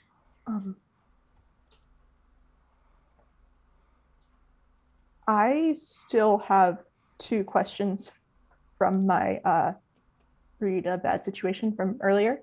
Go for it. And I'm gonna ask time of what questions specifically you're thinking of because I already rolled. I mean, I would like to try and read my own bad situation as well, because this Very is fair. because this is something from when I asked, is this like the dogs, you know? If Very fair. you want to do your thing, you can do your thing. But this is from Arnold's. Arnold doesn't know that you are reading a bad situation, you know. So Tiff, what are you trying to figure out? Are there any dangers we haven't noticed? Everyone was kind of taken by this person, what they were saying, and then you look around and you see movement that's different from the swaying grass, and in the distance you see a whole bunch of dogs Like before? like before, only these ones are not bloodied. They have a pure white coat, and the other ones were totally focused on you, on all of you. And these, you know, every once in a while, one of their ears flops in your direction. But otherwise, they're just lying around, lying on top of of each other. One of them is kind of panting and wagging its tail, which makes them a lot less immediately dangerous than the ones you encountered at first. But if they were to all snap into that mode, that would be bad. Oh, shit. Okay.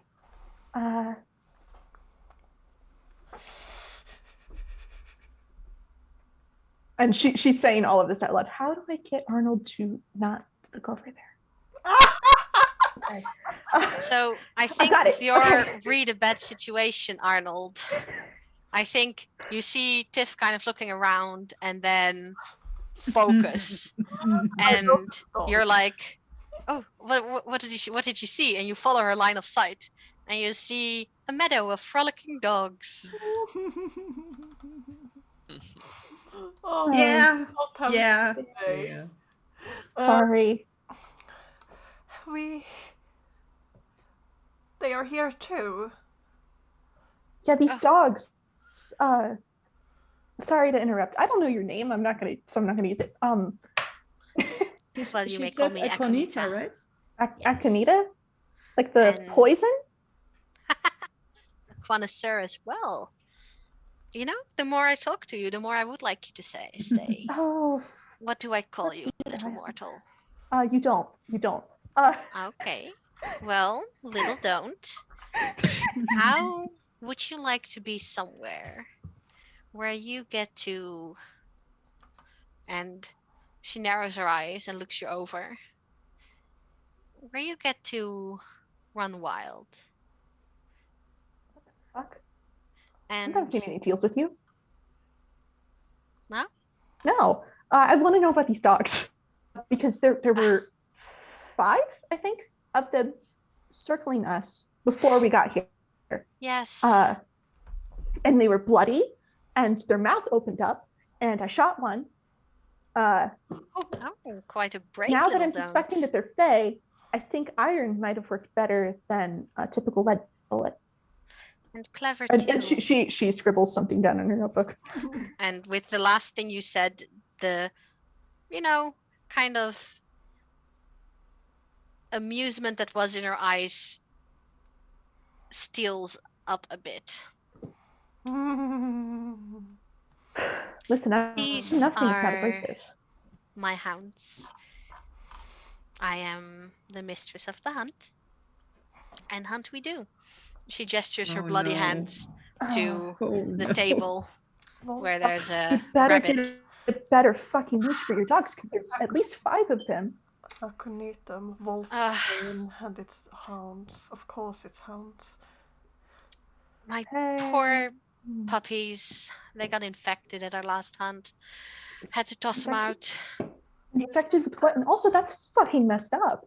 I mean, if we'd known that, and only eyes for Drake now, if we'd known that there was someone important on the other side of the portal, we would have found another place, of course. Fuck you. Every person person's important. Eat my asshole. Okay, I want to know about this fucking infection. Tell me about the infection. Careful, little mortal, or I might just take you up on that offer. Oh, you're gonna infect me, big lady, with your big infections. Okay, fuck. Do Tiff, it, pussy. Tiff, please. No. Tiff, calm it Seriously. now. I'm sorry. Akonitam. That was what you wanted to be called. Akonita, the Akonita, mistress, mistress. is fine as well. He nods, bows his head a little bit, and nervously glances to the others. We have seen your infected hounds, and we believe that they Yes. are, in fact, attacking things around town. Could you Yeah, that makes sense. Could you tell us about this infection, maybe? Oh yes, it's quite a beautiful thing actually. We use it in our hunts. There's a plant that grows here, the fever thorn rose. Beautiful, beautiful plant. But its true delight shows when you take its cuttings. It feeds on the specific kind of magic. That's the only place where it grows. And whenever you take it away from that magic, it will strain and try to get back to it. Do anything really. Combine that with influential magic.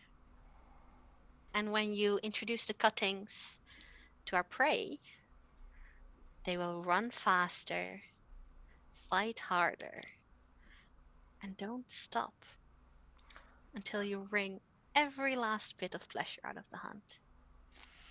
So you. Unfortunately, we may have overdone it a little. And it proved hard to control, so it got into our dogs, so we had to dump them.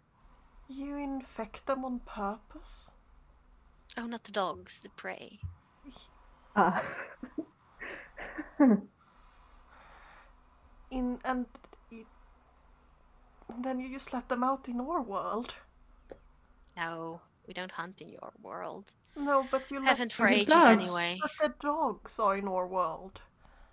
Oh yes, we had to dump them somewhere. What is wrong with you? Jesus Christ, that's so fucking cruel. And Tiff is like gripping her pen so hard it's about to snap. She genuinely looks like confused at the question. Arnold doesn't. The Arnold is like, okay, she's a bully, so I'm not gonna question her because bullies doesn't care. And then he goes over to the infection again and thinks, the infection you're speaking of, is there something you say there is a rose that does it? That grows here. Yes. Is there an antidote too?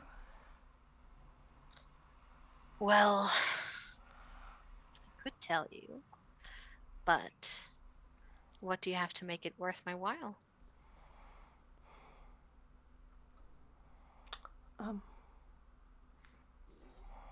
Arnold, please be careful. Arnold, don't make any deals with the Fae. That's. It would be easy enough for me to just dump you right back where you started. But presumably you want to come back with something more than what you came here with.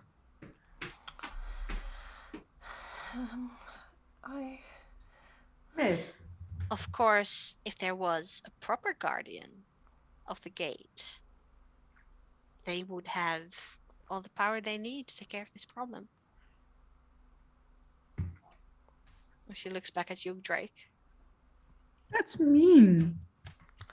Oh no, it's rather marvelous actually how far you've gotten on your own account.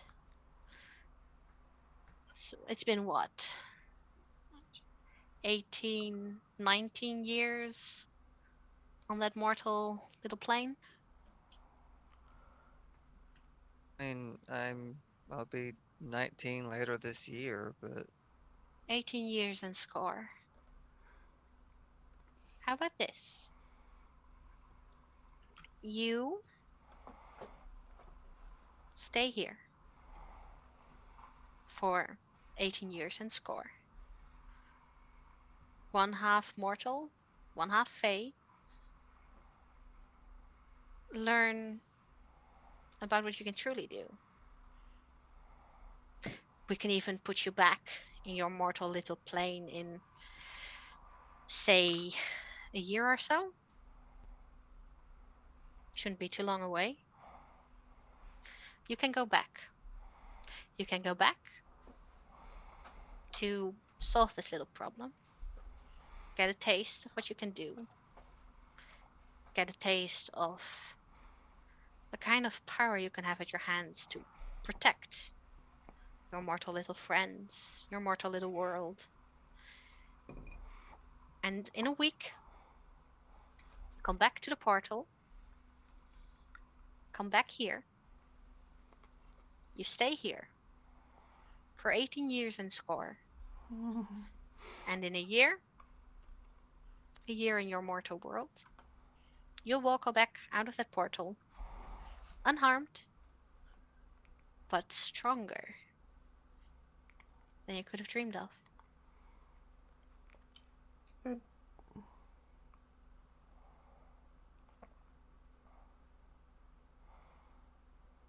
What the I'm holding on really, really tight to Drake's hand.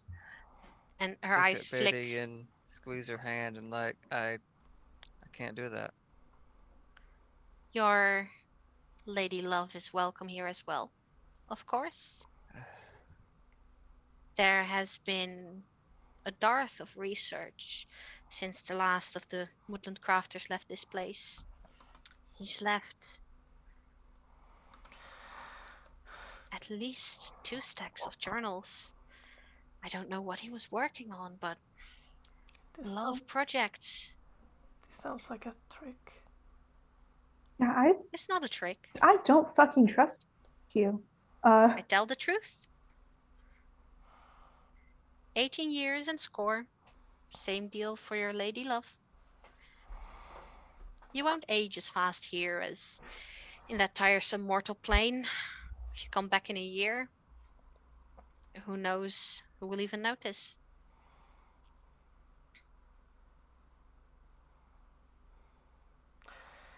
What the fuck are you talking about? Of People will course. notice. People would notice.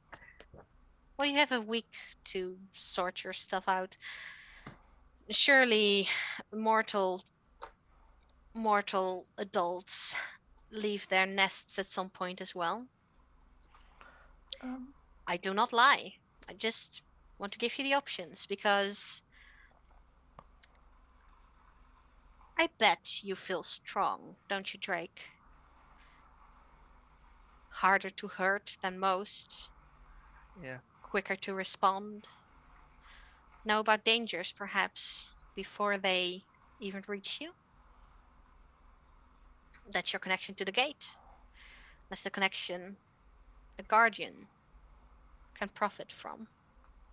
Of course, you were limping along your little existence without knowing where this power even came from. Now that you know, it started to blossom in you. And she gestures to Drake. And as you see, there's a little point to his ears. His cheekbones are just a little sharper than they were before. And where you can see the new growth of the hair, there's a coppery sheen to it that promises that it's much more bright and vivid than human hair has any right to be. And she continues, of course, now that you've awoken this connection, you either have to choose to nurture it or let it die off. So come here and blossom to your full potential, or stay in your mortal world and feel your powers wither and shrivel until you have nothing left to be able to protect those around you with.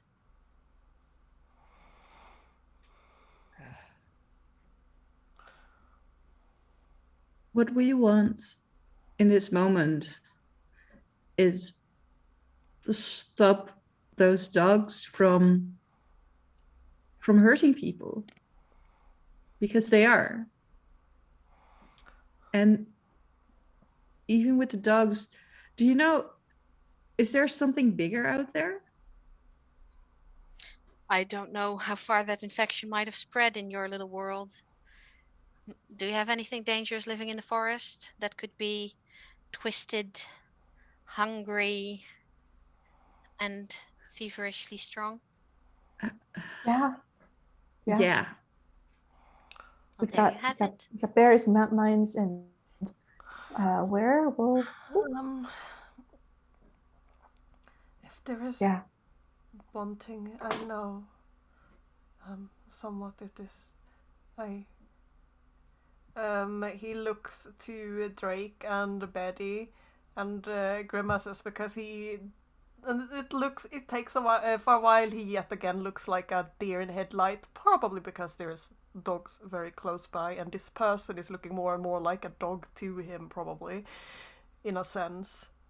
And then he looks to you guys. It is that someone who treats people weaker than themselves that way you cannot trust. You can trust my word. Can we trust your actions? Can we trust your intentions? That's You I confess to us that merely- you purposely infect animals with something. I don't know. I fucking blacked out with rage while I was listening to that. Shit. Oh, yes, and humans throughout history have treated the animals they hunt for sport perfectly fine, I imagine. See, I'm not interested in this. I am just putting the options there. You want something from me? Well, I want something in return. Why do you want Everything. Drake to stay? As she looks at you like you've asked a really dumb question. Why would I want to see power like that wither away? Guardians of the Gate can do great things. I love to see potential grow. What do you get And- out of it? Except watching it grow, I guess. Watching it grow. Having someone in the mortal world to keep an eye on the boundary. Keep the boundary strong, protected. You don't want a gate that just any rabble can walk through.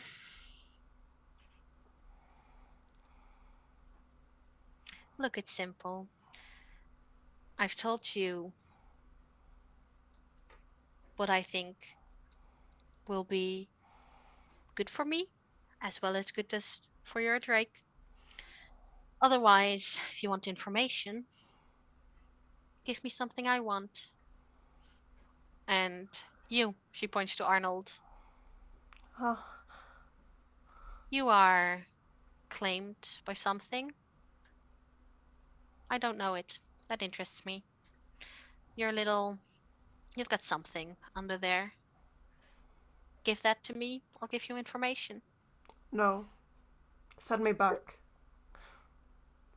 Okay. You want to go back without information? Fine with me. Send me back. I have Well, let's first planned. That's all. let's first finish these negotiations so that I know who I will be sending back.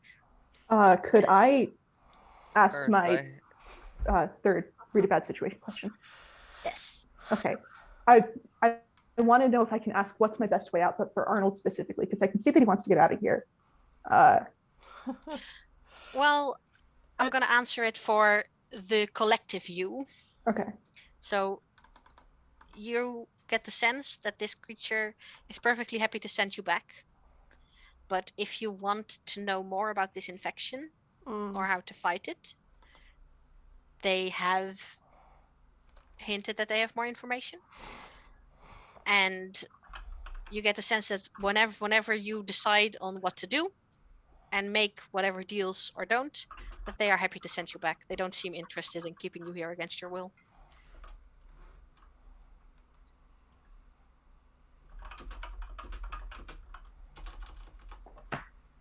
Yeah, you know what? Fuck this. Fuck you. Hang I'm on. I'm good at I'm talking. I'm good at research. I can figure this out on my own. I want to go back too. No, Yes. Very well. I Yes, I do have one question if you don't mind. Of course not. Like, just what exactly am I?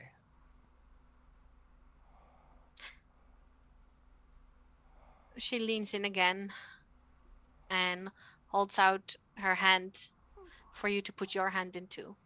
May I? Yeah. And I'm gonna reach out and take her hand. You lay your hand in hers, and she turns it around, and then gets in real close at the wrist, and sniffs again.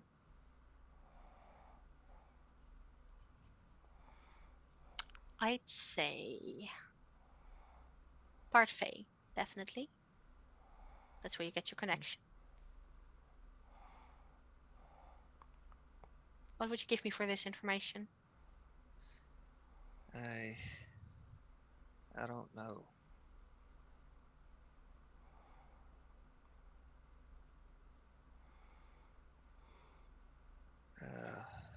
If you promise to stay, I will tell you anything you want. Freely. For the next 18 years and score. No. I'm gonna look at Betty and squeeze her hand and look back. We've got You- lives. Yeah, you'll be back in a year. No. One of your years. Yeah, that's a weird amount of time. Like to live 18 years within 1 year. That's fucking bonkers. What if I give you something of mine? I have a bag full of shit here. You've got a deal. No! Right, Drake, no! I'll do it. Be You quiet. idiots! Be quiet. No. And she Look, leans in at you, Here's the Tiff. thing. And you see some of the dogs in the distance perk up when she does this. Be quiet. No. Fuck you. Guardian. As we have a deal, We need will longer than a not- week, though. harm your little mortal this time.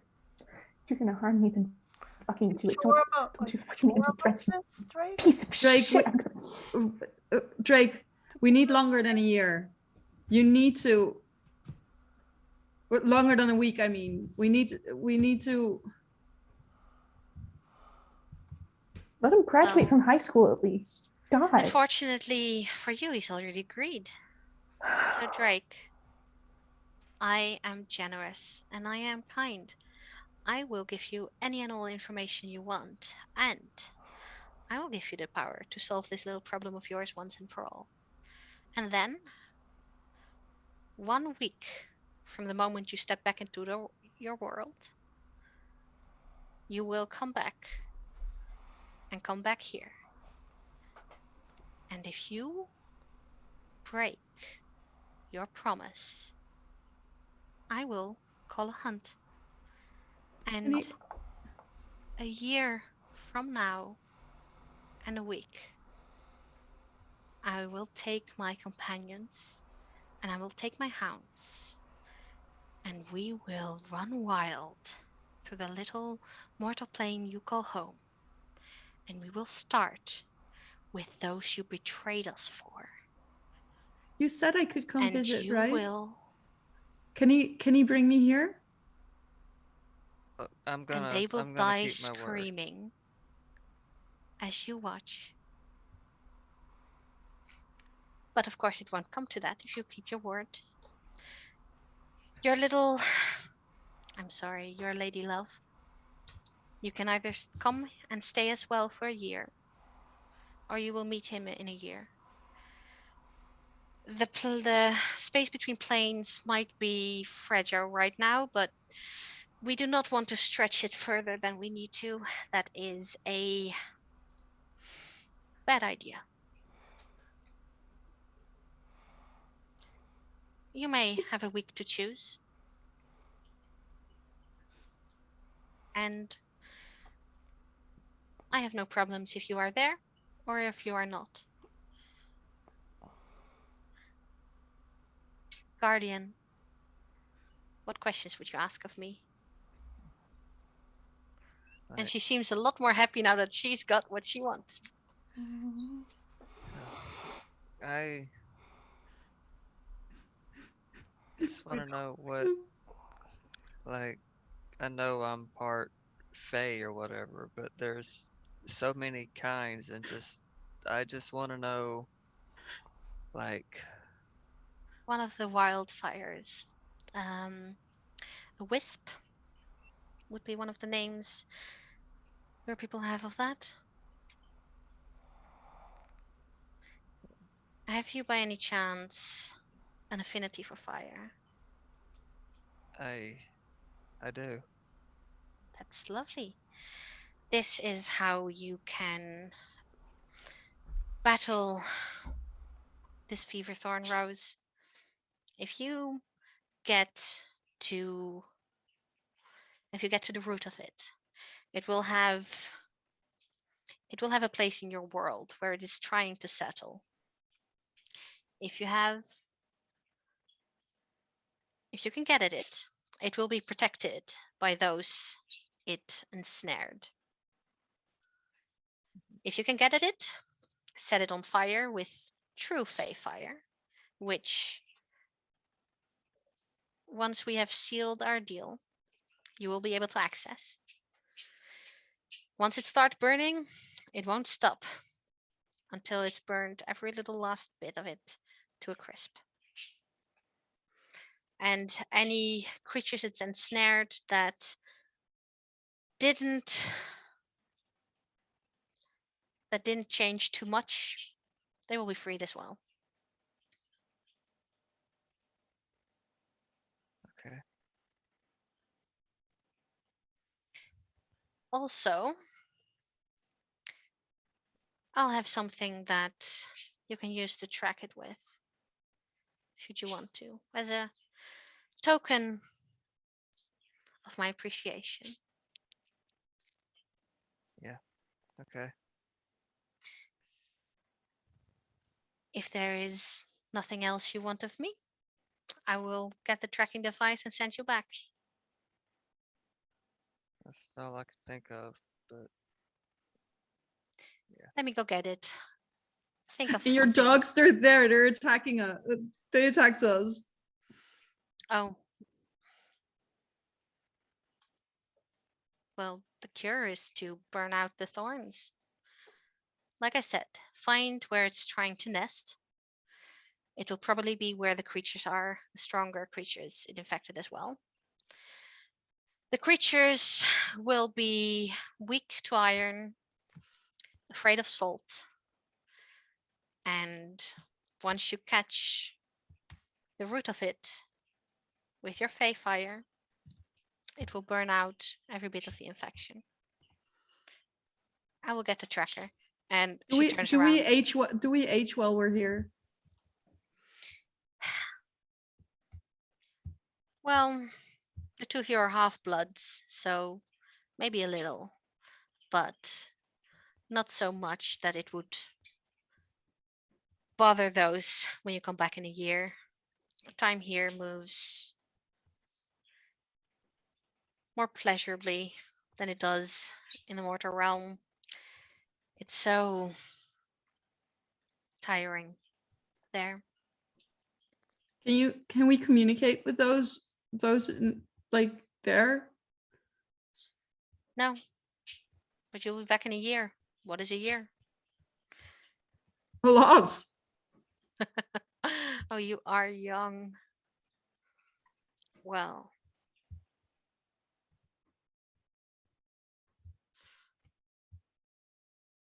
Long time. That's more than I've lived so far. That's It will Betty, pass. Betty, You you talk don't have amongst to. yourselves. I'm going to get the tracker so that I can give you the help I so graciously offered. And she turns and leaves. And some of the dogs jump up and bound around her happily.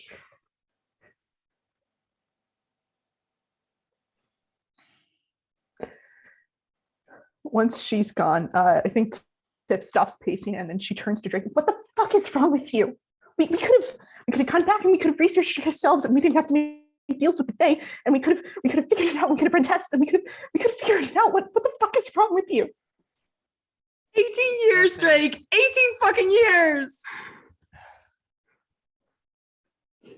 Look, You don't know me that well, but I fucking care about you. This was a stupid move. This is stupid. What the fuck? We're smart. We could have figured this out. And at the very least, you could have asked questions or like said things or talked. What the I thought you cared. I do. That's why. If you cared, you would have asked. Look, I made a choice. Like, you don't have to. You don't. You have a life. How do you mean? Okay? I know I have to make a choice. I either let you go for like a year or 18 years in your time, and like whatever, or I'm gonna spend 18 years here and but also not see mom for 18 years and dad and Timmy and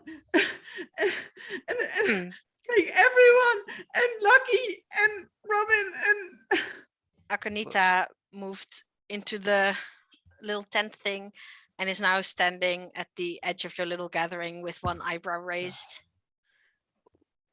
Look, you have lives, okay? You have lives. You have futures. you're All part I of my have, life.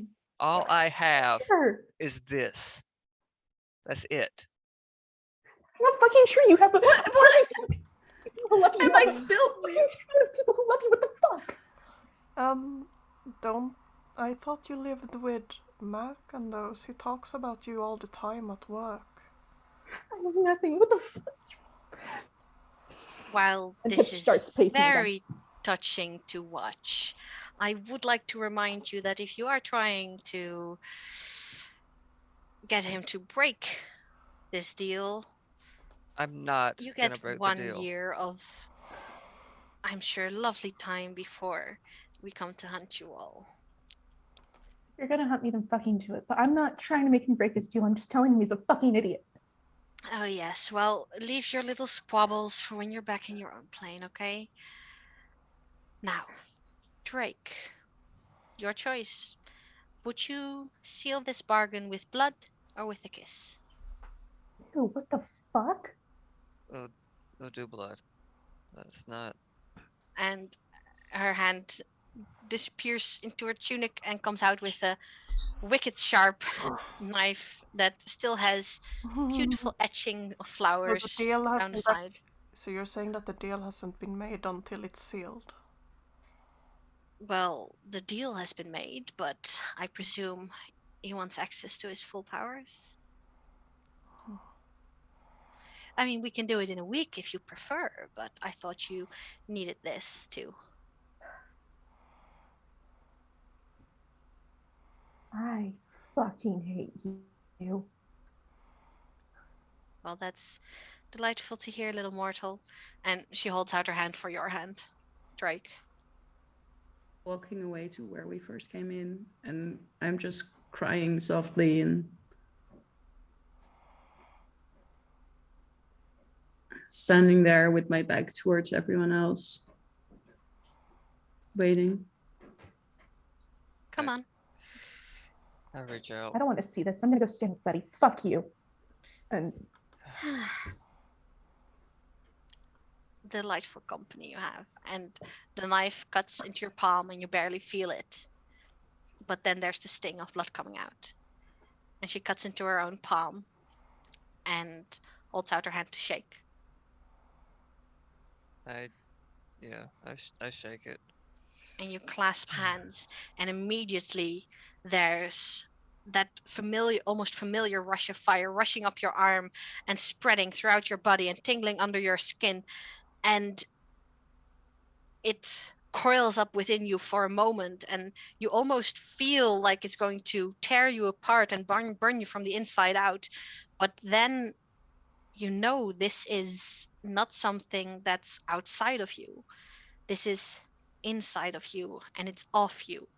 And you grasp it, and you hold it, and Drake bursts into flames for a moment. Bright purple fire with a nearly invisible core. And when the flames die away, your clothes are still unharmed, but the artificial dye has been singed from your hair, and it is now a bright coppery red that catches the sun like fire.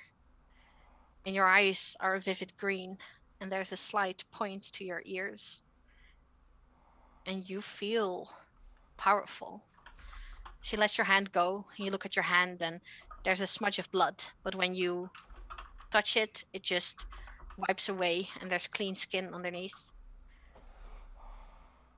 And you look at your switchblade, and it vibrates in your hand, and you send a little bit of energy into it, and it ignites and forms a saber of fire. And you let go of the energy, and just like that, it's a switchblade again. And you know you can call upon this whenever you need. It's still, you feel part of you starting to root into this place. And you know that you will need to get back to complete that process. Because if you try to turn back now, you don't know if this fire will die on its own or take you out with it in a flash of heat. You've started something, and it's not something you can easily stop again.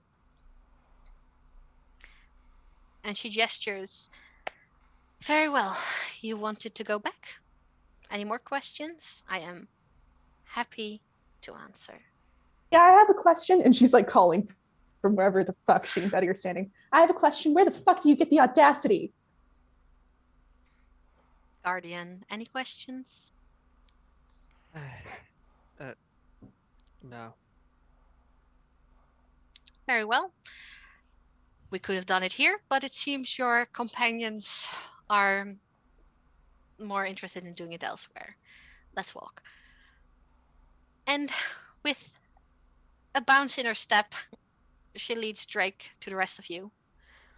And you see that his familiar blue hair has changed. And he carries himself taller somehow. Like he's unslouched. And maybe he'll choose to slouch again, but there's a fluidity to his movements that was previously only there in the mountain lion form.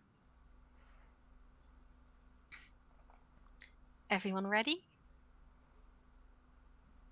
Yeah. As she's standing there, her arm just hugging herself, her arms wrapped around herself, and silently sobbing and turning away, like completely turned away from Drake. When she hears him get closer, she turns away from wherever they stand. Such emotions in these young lives, but I'm sure you'll figure it out. Now that you are the guardian of the gate, you don't need my help. And she takes a step back. Remember how it felt when you did this the first time. And simply do it again. Yeah. Okay. So roll plus weird for me.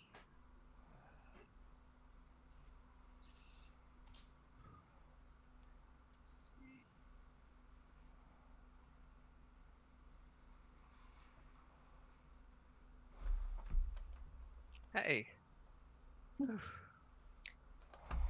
It takes some focus to get back to that sense of power you felt. But as you are standing here, you feel the end of a thread. And you know that that thread reaches all the way back to the world you spent your first 18 years on.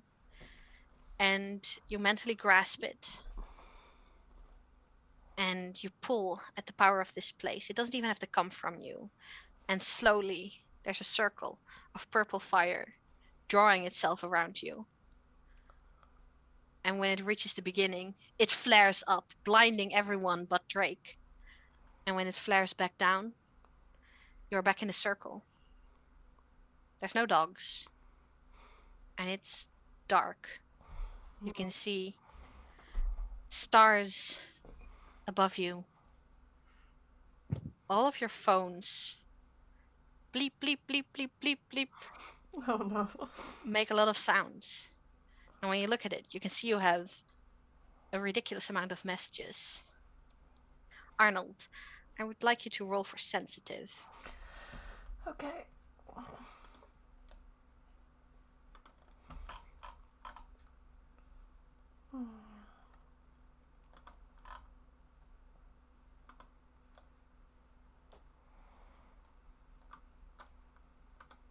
While he does that, I start walking. I just start walking home. One moment. Your amulet bursts into life again.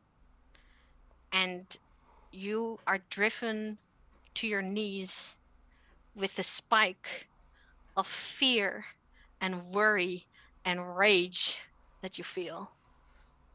And it doesn't break you. And you might be able to sense some semblance of I'm okay back. But Marlowe is terrified and is coming for you. Tiff, Betty and Drake are about to move, and you still look at your phone, and there's lots of messages from your aunt and from your cousin and from other people you're in touch with. And then there's a pop-up. And it says, new time zone detected. Would you like to adjust your settings automatically? And it's offering Oh, fuck.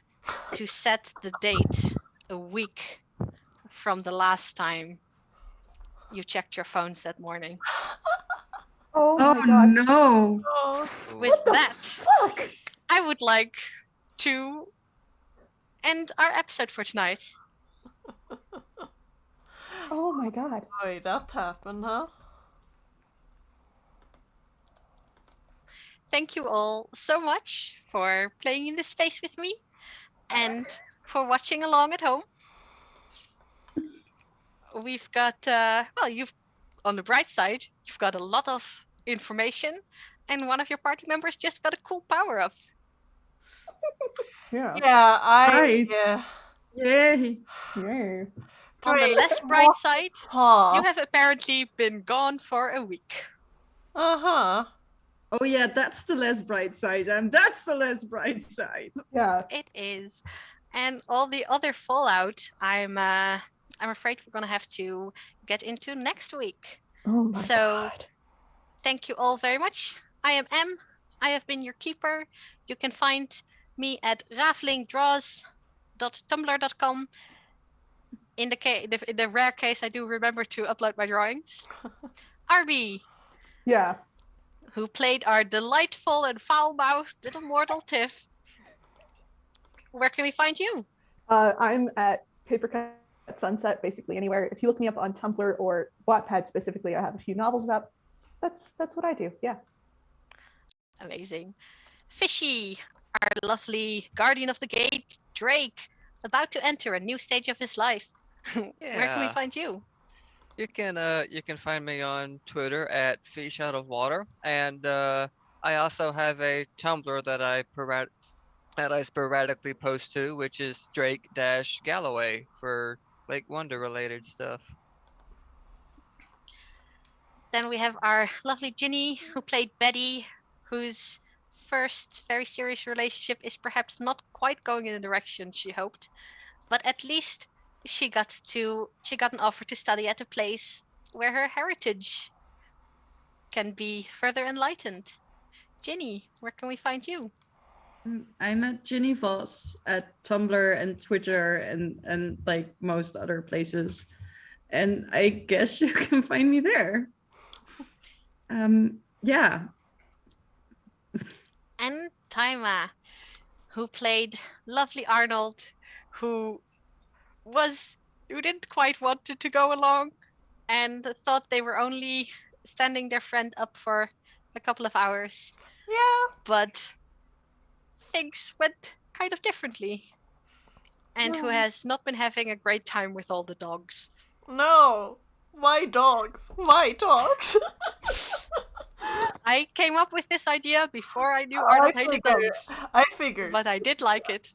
So where can we find you?